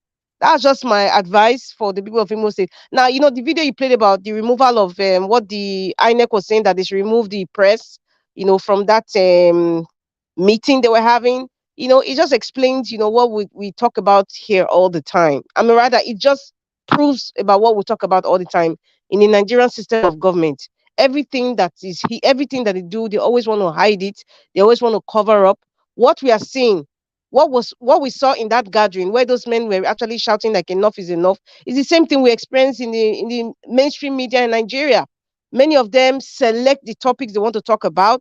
Many of them support anything this apparition in Aso Rock does. It's the same thing. It's just at this time they are saying that they don't want the press. I mean, come on. We should not be surprised. We are in a jungle. We don't have a country yet. We are just in a jungle. We're just existing. We're just like the survival of the fittest. I mean, that's how the jungle works. Survival of the fittest. Whatever it is you can to use to survive, you just gotta do it. So whatever INEC is saying now, it shouldn't come as a surprise to any one of us. Whatever decisions that they make now, it shouldn't come as a surprise. If they don't want the press, okay, you don't want the press. We are not surprised now. So what is the plan B? If they don't have the press, this time they should be getting gadgets. We're in technology age. People have gadgets with their glasses. I don't want to say a lot of things over here, but we know what I'm talking about. They have gadgets where you can record things and view things. They have it there. So let us stop playing this thing of, oh, we did not know or we are surprised. I think at this point in time, we should start going 10 steps ahead of what these people can do. You know, that's just what I have to say. And then what Dino was saying, like Mr. Niger, what you were talking about, you know, supporting when somebody is saying something right, or seeking for help. Don't always feel like consign me, or it is not my problem, because at the end of the day, it's gonna be everybody's problem. It's just like saying this Nigerian project that we all talk about. Both the rich and the poor, everybody's in it. Even if you're in diaspora, you think you're holding yellow, green, red, purple, orange passport, you are in it too. Because even if you don't want to come to Nigeria, your children answer Nigerian names. At some point in their lives, they will have to say where their origin is from. And that is how they would judge them. Even if they have a last name that is even less like an English name, it doesn't make any difference. At some point, where they come from, you know, it will be like a template of how people would see them. So that's why we have to start making the corrections now. You know what was wailing and shouting about? It was valid the same way Orubebe. I don't know if Orubebe shouting during the 2015 the presidential election was even valid as at that time, because APC and PDP they're in the same they have the same DNA, you know. But in regards to what happened this year, what Dino Melaya was actually pointing at was very, very valid, and it was true. And if you had a lot of supporters as at that time, you know, we are learning every day. We are learning this, because to learn something that is demonic, It's not something you grow up with. You grew up with something that is good. So now it's like they're not teaching, we are not forced to learn, the ways of these demons. So we are now understanding that, okay, if your constitution is saying this and you are not doing, and you're not practicing what you keep preaching that we should practice, okay, challenge it. We need more supporters. If more supporters are challenging it, I think they will step back and they will not implement the evil that they normally do. So we should keep speaking out and supporting, even if, like Mr. Elvis said earlier on, even if it's coming from somebody who is not credible, even if it's coming from somebody that will feel that, okay, this person is just saying it because he wants to say it, because it's not favoring him now. But what he's saying or what she's saying, is it valid? Is it the truth? That's the question. Support it, support it. And then the last point is, there's one quote I always remember. It says, a behavior is continuum when it's allowed. And that statement is the same thing former governor of Rivers State, Amici, says. We do what we do because none of you stone us, or none of you throw stones or something of that nature. So what we're experiencing today in Nigeria is because we have allowed it. We have allowed our neck to trick us. We have allowed our neck to lie on us. We have allowed all sort of recalcitrant, rancid human beings like Bayananuga come online. Well, we are responding to him. Thank God for the likes of Facebook and YouTube, where people can air, and the Nigerian government doesn't have any influence on this media. They don't own it. Because they're all about consuming. They don't want to create. They don't want to be innovative. So the people who are creating these platforms for us, we are using it judiciously. And thank God they have no influence. They cannot stop it, because I know if they had the power to stop it, we will not be talking in this, on YouTube like this, or with an Nigeria Watch. You may not have this platform. That's how demonic they can be. But thank God, we are alive at this time. So whatever it is we need to use, technology, gadgets, just to fight these people, we got to use it. We got to use it. And what Lisa Kanu was saying about the expenditure of the SUV vehicle is what we have been saying, repeatedly. And I still stand by it. There's a recurring decimal, and we need a brave president to stop this recurring decimal of purchasing vehicles from non-state entities that you and I don't know, but they're in the Nigerian system, they're in the government. They travel with these people. They have parties. They even have big, huge companies in Nigeria. Some people even worship them. You don't know those are the part of people that are actually sucking us dry. So that is where my emphasis is on. Where is the company that's purchasing a yacht, that's purchasing this vehicle? Whose bank is it going through? Elumelu, Jim Ovia, all this, but they're all is a big business. It's a recurring decimal that we need to really look at, and then keep talking about it and expose it. That's my point. Thank you very much. All right. Thank you very much, moderator. I remember before you started, you say you're not going to use up to your 8 minutes. You finish pata. I use it at the you come to Jara joiner. All right. Thank you so much. Let me call on the next person, to give us their final submission, which is, I'll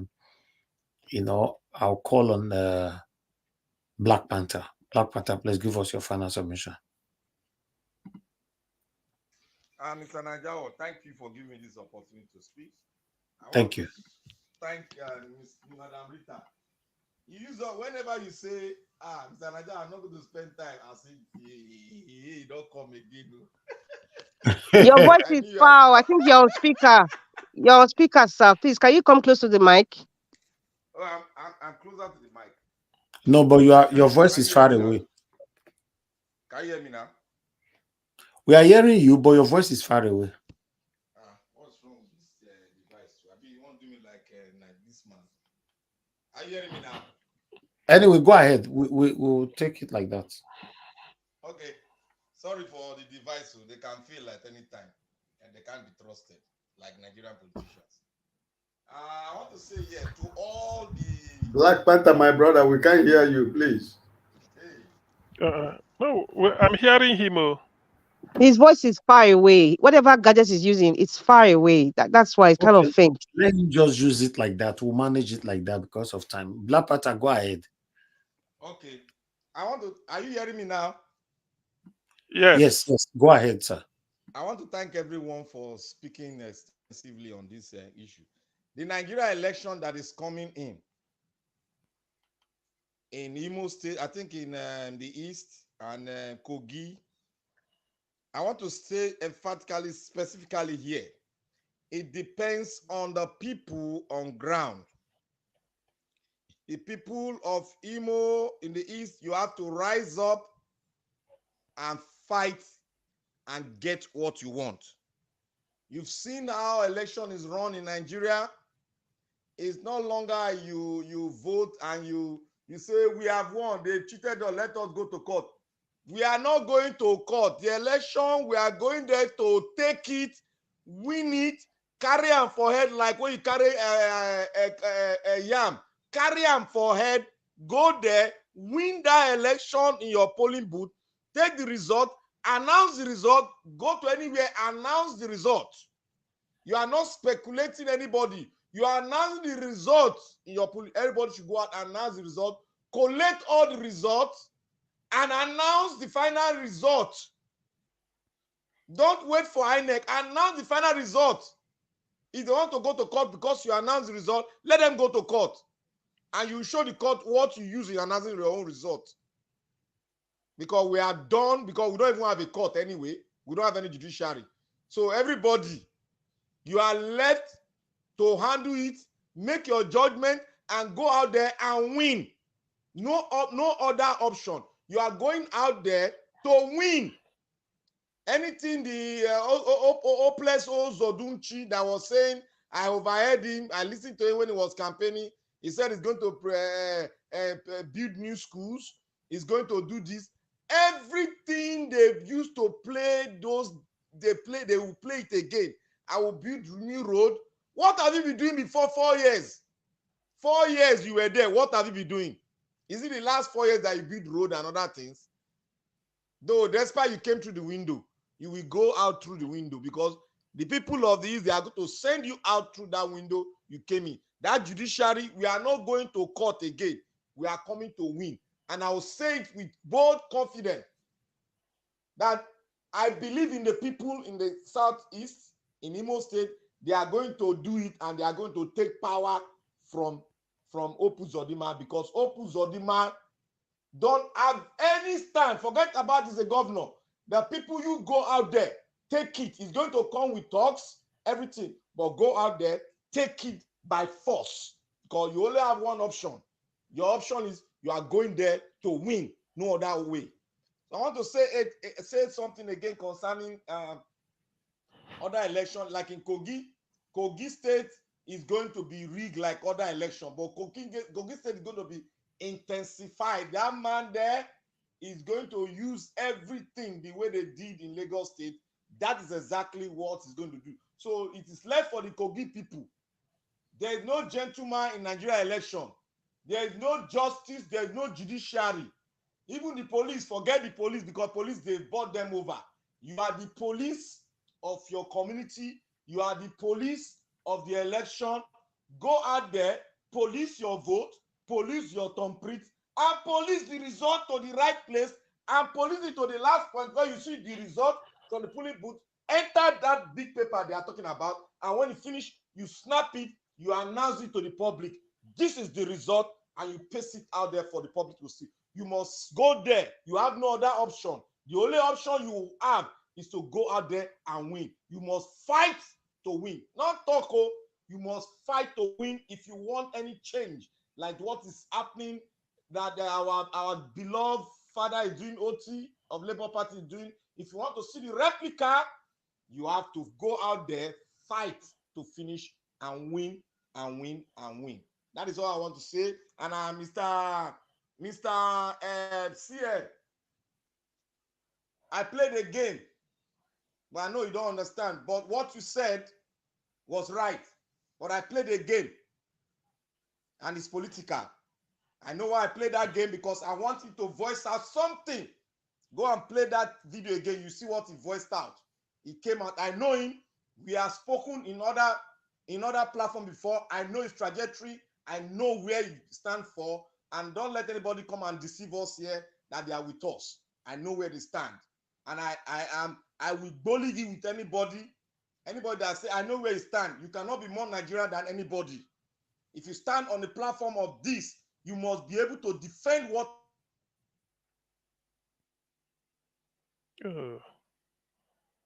What's happening? Is it from me? No, it's from him. Okay. Black Panther, thank you so much. I don't know what happened there. And We well lost you. peacefully. That is it. Okay. So anybody that will come here now will Oh. say something otherwise is just talking to himself. Thank you. That guy, we know ourselves like brothers. We speak Yoruba. Thank you, Black On another Panther. platform, we speak together. So anybody that comes here to store any other thing, he should be ready to take the consequences, whatever Thank word you. that comes to him. Thank you, Mr. Najawon. Thank you, my brother, Black Panther. May God bless you. I appreciate you. Thank you so much. All right. Let me come to the next person, and we'll take it from here. All right. I'm not gonna call on Madam Bride because she said she got a visitor earlier on. I'll give us a mandate. I called you earlier on. I don't know if you're back now for your final submission. If you're not back, then let me go with Oga CM so that we can round up. Thank you very much, Oga CM. Please give us your final submission. Okay. Okay, yeah. Thank you, Niger Watch. Actually, it should be on this forthcoming election, Bayelsa, Kogi, and Imo State. What the thing is, what are we urge? First of all, let me start with Imo State. What are we all the people of Imo State? The advice I give them is the advice the people in Bayelsa should also take a cue from. The people of Imo State.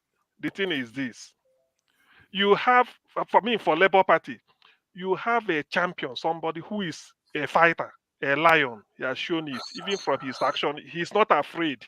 So do not be afraid. However, and most importantly, what you people should do is that you are your own INEC that day. You are your own INEC. Like people have alluded earlier before now. Make sure you get to the polling unit, get accredited, vote.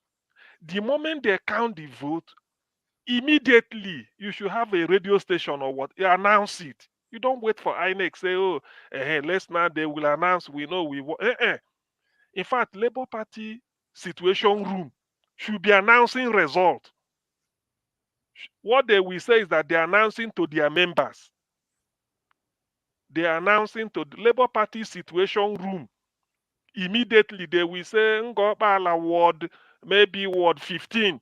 According to the report reaching us, Labour Party scored so and so. This is what. So Labour Party won Ngobala. They go to their own board because they have a situation. The board there, you tick it and be tabulating. Oru West local government, the ward so and so. Labour. This you should be announcing it because you are doing it for your members. So that let not just say you collected it, you are waiting. No, you are not INEC. By the time you've collected everything, you say, from the look of things, in Imo State, Labour Party has won by so victory. That's all. You start dancing and congratulating yourself. Assume there's no INEC. Do not feel that if they do it, we have a watertight case to go to. No. You are everything. You have to announce your own result. As long as they are flying in, you are announcing it. As long as they are flying in, you are announcing it. Don't wait for INEC at all. But make sure you announce the result you get, because Hope Uzodinma, just to summarize it, one, he's a bad actor. Like Pansat will say, he's a bad actor. He is a fraudster. Who doesn't know Hope Uzodinma and what is the name? This man that died as a member of House of Reps, Maurice Ibekwe. He was the junior partner to Maurice Ibekwe. Hope Uzodinma had an office. There's a place they call Okokomaiko in Lagos on your way to Badagry. I think by the right-hand side of that road, there's a one-story building behind the bus stop. Very old. That was where Hope Uzodinma's office was. He was a fraudster, certified fraudster. So to have such a person take over government house in Owerri, it's a shame.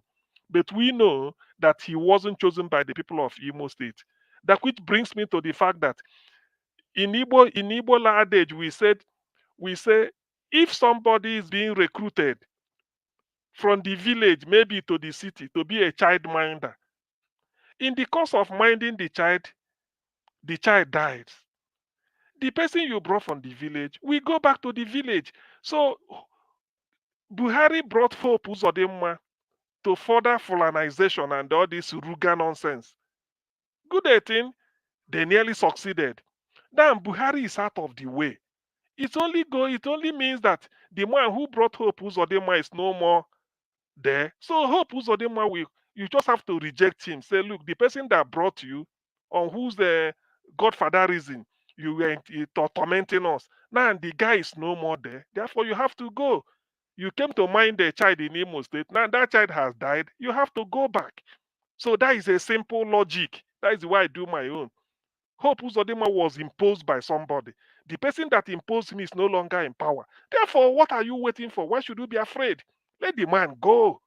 It's as simple as that. That ends it. Whether he still worship, there's no need looking into whether he built road or he didn't build road. No. He was there because of the intimidation.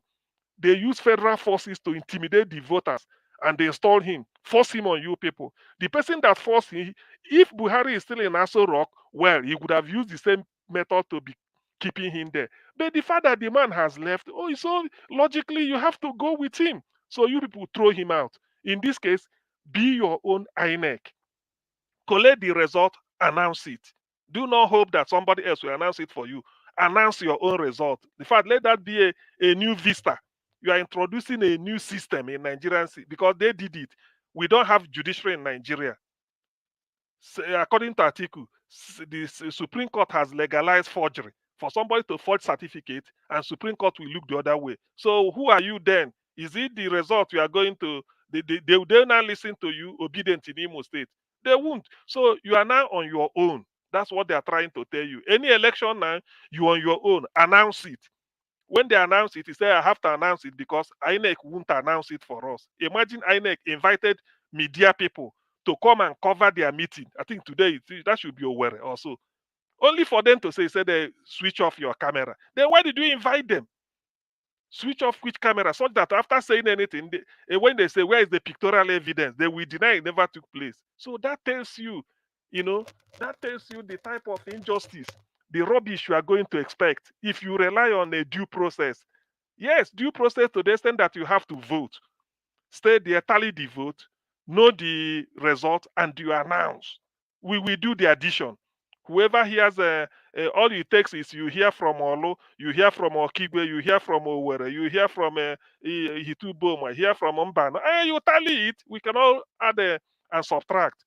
In the end, you know that you won. So what is INEC going to tell you? This what I'm holding now is a red pencil. Nobody can come and tell me that this is black or white. We all see it, so there's no need. I don't need the Supreme Court to tell me the color of the pencil I'm holding. I don't need INEC to tell me. There's nothing INEC will announce. Then we that have been there, we saw what happened, and we've tallied the result. The bad ones, we agreed that these are bad. We removed it.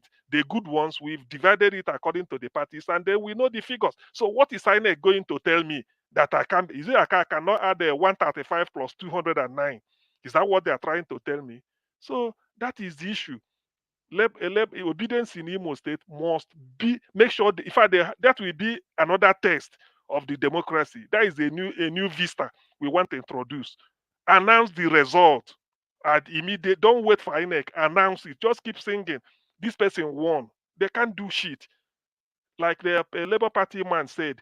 In other words, the day a brave man was born in one town, it's also the day another brave man was born in another town. So nobody will run away from each other, because we follow them the way it should be, hoping that we are dealing with human beings, not knowing that you are dealing with career criminals. Look at the one in Aso Rock now. Look at the rubbish that is happening. So what moral justification will somebody have now to condemn somebody who forged certificate in Nigeria? You can't. Or if you see me tomorrow, if you see me tomorrow at Murtala Airport in Lagos or Nnamdi Azikiwe in Abuja, and you open my suitcase, you saw drug there. You can't shout on me. After all, the man in Aso Rock did it. Do you know whether I'm warming up for the 2035 or 2039?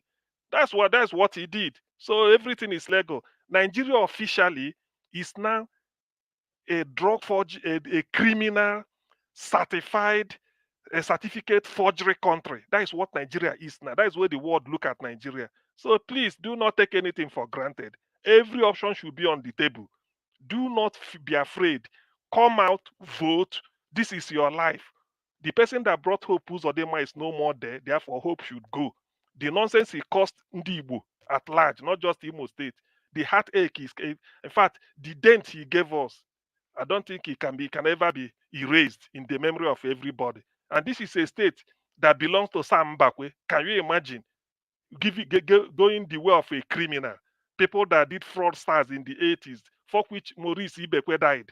Now these are his assistants wanting to take over. Please, Ndi Imo, rise up. Imo State is too important to Igbo. That is the heartland of Igbo land. Imo is the heartland. We know what it means to us. So please come out en mass, vote, announce the result. That's what the world want to hear. INEC is just wasted. There's no INEC. To be honest with you, there's no, to the extent that you voted and make tally the result, that's okay. There's no INEC. Ignore that. Announce your result. Then the people will sort it out. Hope Thank you. Uzodinma must be removed. Thank you. Yes, it must be removed. If they don't ring him, the opus of demand must be removed. We can't continue like this with the rate of insecurity in Imo State. No, it must be removed. But everybody should learn from what happened in the 2025 presidential election, not to happen, not to repeat itself again. That's why I started with the way I started today, for we to go back again, recapitulating back on what happened, with Mahmoud Yakubu. So everybody should take their phones, record everything, make sure there's whoever INEC representative agent should sign in your presence while you are recording them and all that, because this is one of the things that we're talking about, that we could not provide enough evidence. This is, so we should learn from this. Thank you very much, my people. I appreciate every one of you. Everybody have given their submission. I think it's time for us to round up right now. I would like to use this opportunity to thank every one of you that came to the panel today, even though we understand that from the beginning, the panel was a bit very, very heated. Yes, that's how it's supposed to be.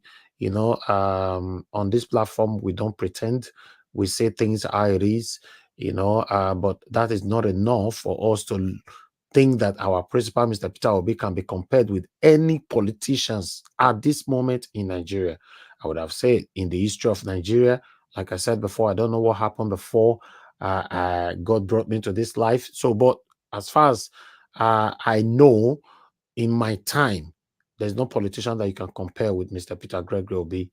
We're only hoping if he will still seek to come back again in 2027. That's the only thing I don't know. But if Peter Obi wants to come back again in 2027, for me, I believe is supposed to be putting all of us together again, because it looks like we are a bit divided at this moment. Many people who supported Labour Party, are nowhere to be found anymore. So, but I will advise, by God's grace, if Mr. Peter Obi still have any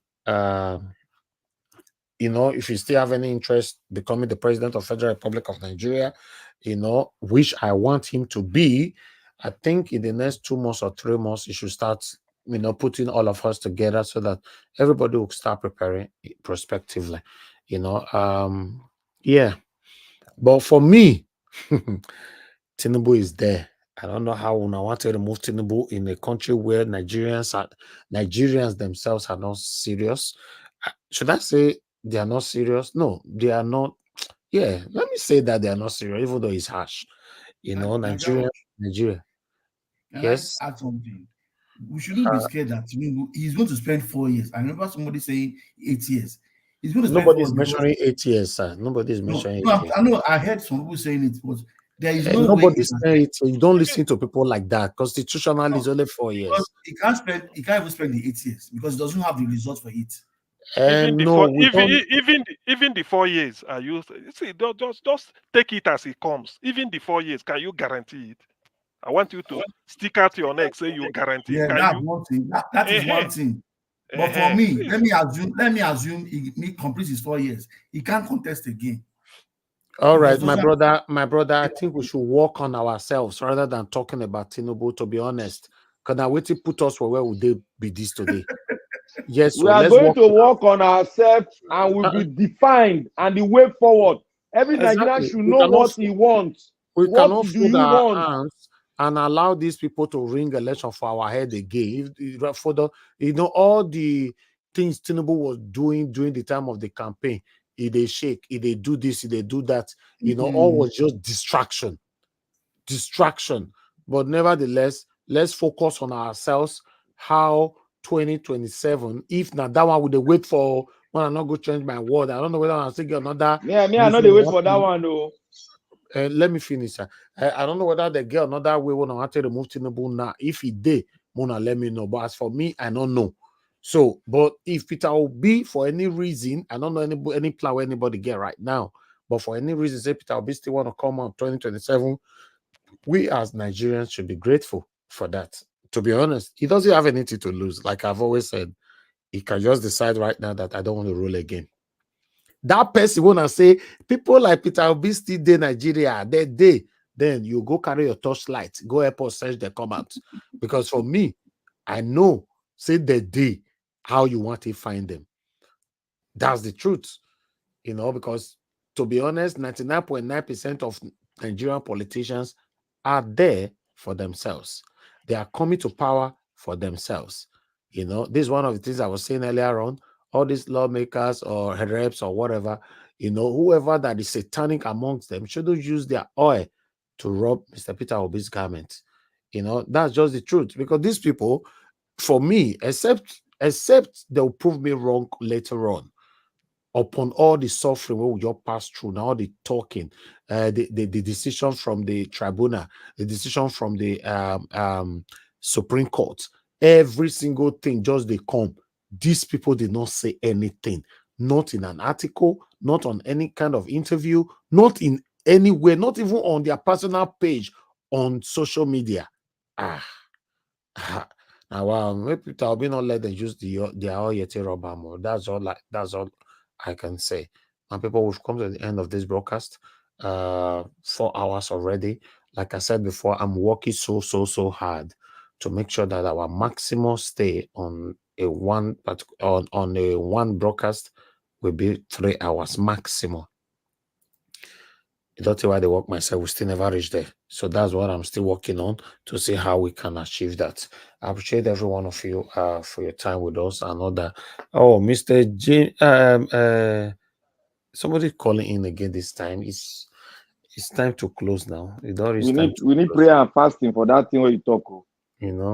Say waiting. For which one? For which one? Prayer for the 3 hours. Okay, for the 3 hours. Okay, Mr. Jonathan, please talk to us. I don't close. Oh, you are calling in now. Thanks very much. 1 I just minute, the comment you made that how we can get people like Peter Obi. Yes. The simple answer to that for me is direct primaries. I made that comment on the comment section. It's direct primaries. If we do, there's no any. There are many like Peter Obi in Nigeria who doesn't have the 1 billion, the 5 billion, the 10 billion to bribe delegates to manipulate. But when you do conduct, if Labour Party have the guts, the real guts, let them come out now and say all these people at the National Assembly, direct primaries will kick them out. I mean, before you close your eyes and open it, direct primaries will kick them out. Mr. Peter Obi also must come out emphatically and be endorsing people. This is my man. I endorse this person. This is my man. This is my man. That is how to eliminate all these people. Direct primaries and open you go know the character. That's you it. You know the character of the person. Thank you. Anyway, before endorsing people, you need to be sure of their character and who they are. But to be honest, we have a long way to go to rescue Nigeria. It's very sad whenever I think back that so this whole journey for this presidential election where you're finished. So will I say this whole journey, it don't truly finish pata pata. with certificate forgery. Hi, God. Hi. Oh, It's wow. true. So all these labors after doing all this in forgery, And the it just war, the looks like worst. it just looks like say it don't Ah, finish. It don't finish. Say this man must certainly rule for the next 4 years, right? Ha. if Oh, you know wow. something, Nigerians, without Nigerians. Ha. Now, wow for una. You know to see the Nigeria hands. You know Nigeria hands. Nigerians now wow for now. I don't believe this. Anyway, but my but brother, but but, but let's who can't enjoy for this government now? I just don't I don't know who can't be everywhere, happy. everywhere, Then they every enjoy you. Who be them? How many percent? Who? The big I No be beg. Asarido about the other day. of power they enjoy them now. They go tell you Asari say they collect the money. They know no they be All Asari right. they sing the other day. Chineke, Jesus Christ. No be Asari they forget sing the Asari other the day. board now house boy, Jerry. That one a house boy. All those people are distraction, God CM. All those They are people are just satanic distraction. distraction. Now make me talk and say a lot of us were carried away. Let's just learn from this.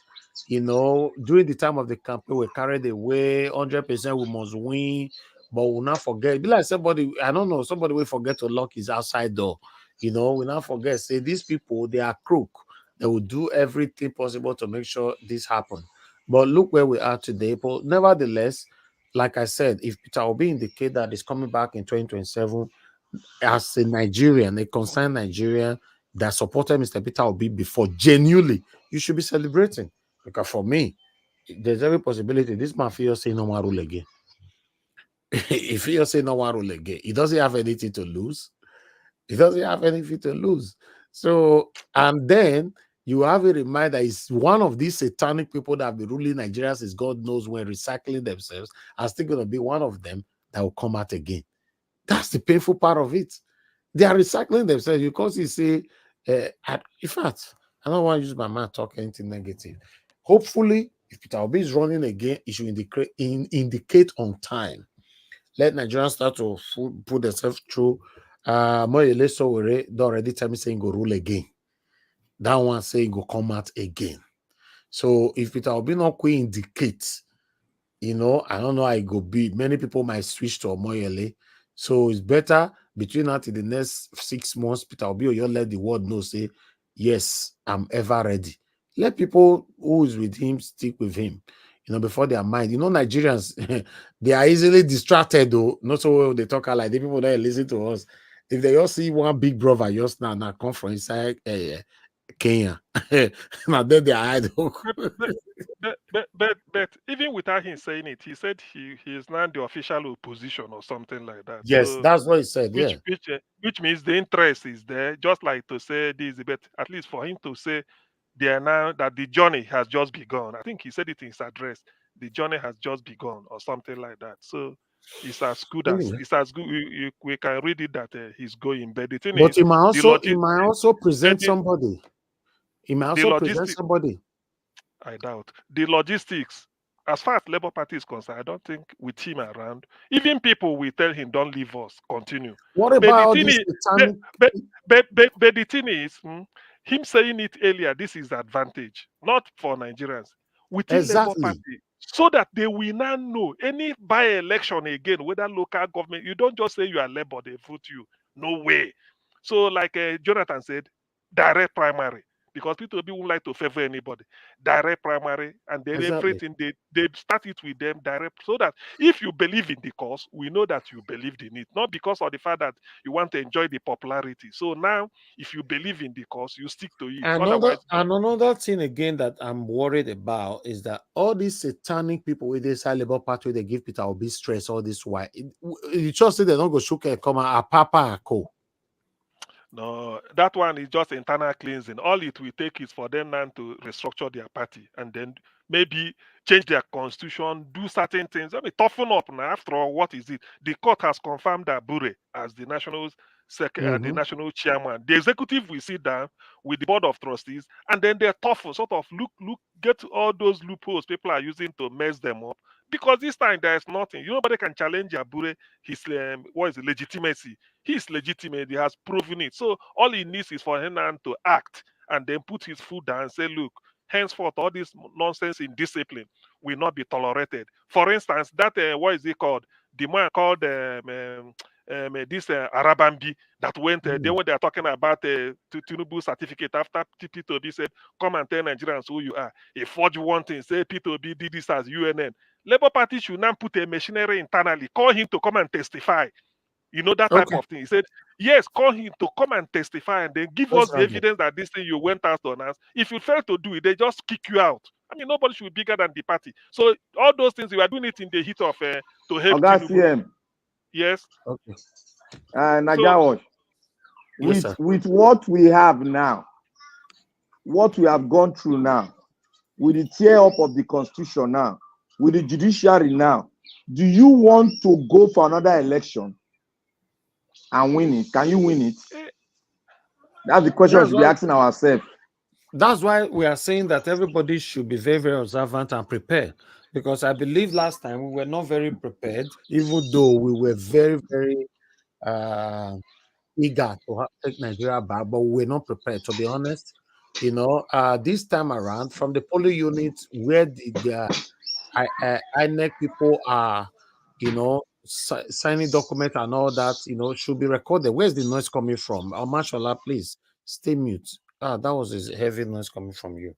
You know, so yes, we were not prepared last time, but to be honest, I don't know. I don't trust anything to do with Nigeria anymore. I'm so sorry. Me, I don't know. I don't know. Najawash, Yes, you know sir. where the game, you know what the problem dey? The problem dey from that middle belt go up. Now there wahala dey. If you look at the last election, we don't get too much wahala with when we go south down, but up we get wahala. Okay, we get all right. big wahala for up. Thank you, my brother. Black pattern noise they come from your side as well. Anyway, we are rounding up now.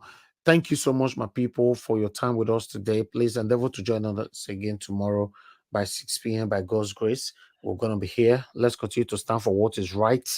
What is right? I'm not saying it because it's a slogan. Let's stand for what is right. Don't be sentimental when you see the truth. When you see the truth, say it. It doesn't matter. It doesn't have to be, it doesn't make you a bad person. You know, even though it's for your child, your any members of your family, truth is truth. Just say it how it is. You know, for me, I believe that's the only way we can move Nigeria forward. Apart from moving Nigeria forward, that's the only way you can live a peaceful life. You know, just like people supporting satanic APC today. Now, many of them, I don't know how they manage to sleep knowing that you lied from beginning to the end. You know, now you've grabbed it, you ran away with it. I just pray God help Nigeria. I want everybody to know that I'm standing for a better Nigeria. I'm not standing for the destruction of my country. So I hope Peter will be indicate again, say Ingo still come. Many people will be happy. But I hope, like Augustine I'm talking before, make a quick indicator, you know, for many people to be prepared before then. But nevertheless, I appreciate every one of you. I want to appreciate my brother, the progressive NG, my brother Akim. May God bless you. Thank you very much for a super chat. I appreciate you always. You should know that. Thank you very much, my people. Everybody that came into the panel today, people that is still here on the panel with me, I'd like to appreciate you. Give us a mandate, Mashallah, Mr. Ike, Mr. F. Emmanuel, Madam Amen Bright, Algacian, Mother Patricia Tagbajomi, Black Panther. Thank you very much. Amada Rita was here with us as well. Thank you, my wonderful people.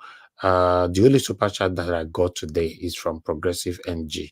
I appreciate you so much, my brother. May God bless you. Thank you so much. I appreciate every one of you.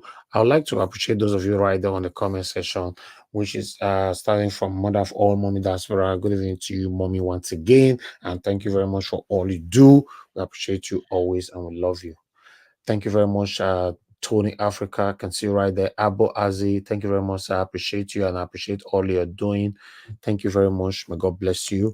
I appreciate Michael Oganamaro, Peggy Mondi, Madam Amen Bright, and many others right there. Jonathan Kisley right there. I can see you as well. Thank you, Martin Moshi. Thank you very much. I appreciate you. you know. Thank you. That has been addressed, Martin. That has been addressed already. Thank you very much. And I did, if you watch it properly. So thank you very much. Again, right there. Thank you, Imo Sokri. Thank you so much. Madatus Abi, Destiny Variable, and many others. Thank you very much, my people. Stella Maseredo, thank you very much. And thank you, Ayokunle, thank you very much. Appreciate you, appreciate everyone. Those of you that called into the show today, many of you that called into the show, but I can't remember. But Madam Origin, thank you so much. And many other people that called in. Thank you, Mr. Jonathan Kingsley, and many others. And God bless you now. Please endeavor to join us again tomorrow, and let's continue to talk about the things that are affecting you and I, and a better Nigeria that would fight for. And I believe somehow, someday, we'll have that better Nigeria. But I want it to happen in our own time. My people, have a good night and bye for now. I know they do competition with anybody. If I offend you, forgive me. Show me love. Go to Biza. Kama bara walo ninu ife kan akanbi. I know they do competition with anybody. If I offend you, forgive me. Show me love. I go show you love. Kama bara walo ninu ife kan. But I know they do competition with anybody.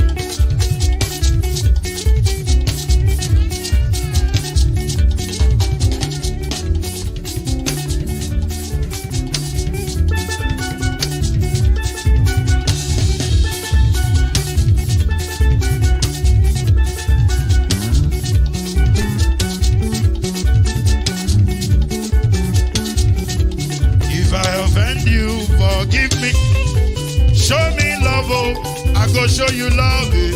Kama bara walo ninu ife kan. I know they do competition with anybody. If I offend you, forgive me. Show me love, I go show you love. Kama bara walo ninu ife kan.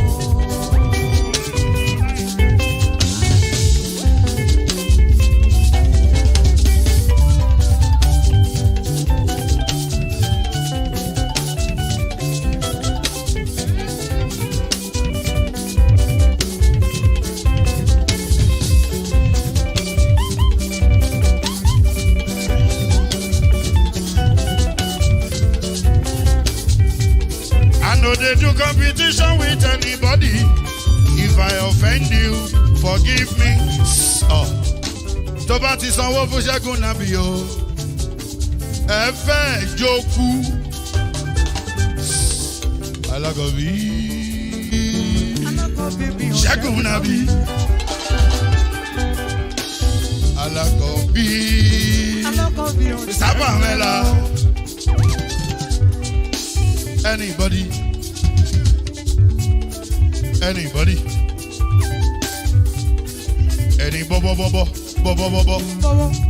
anybody. Mo ló ń folú, ó gbà mí bó ṣe rí mi láti kíníṣí. Délé mo ló ń folú, ẹ jẹ́ ń sọ̀rọ̀. Délé o.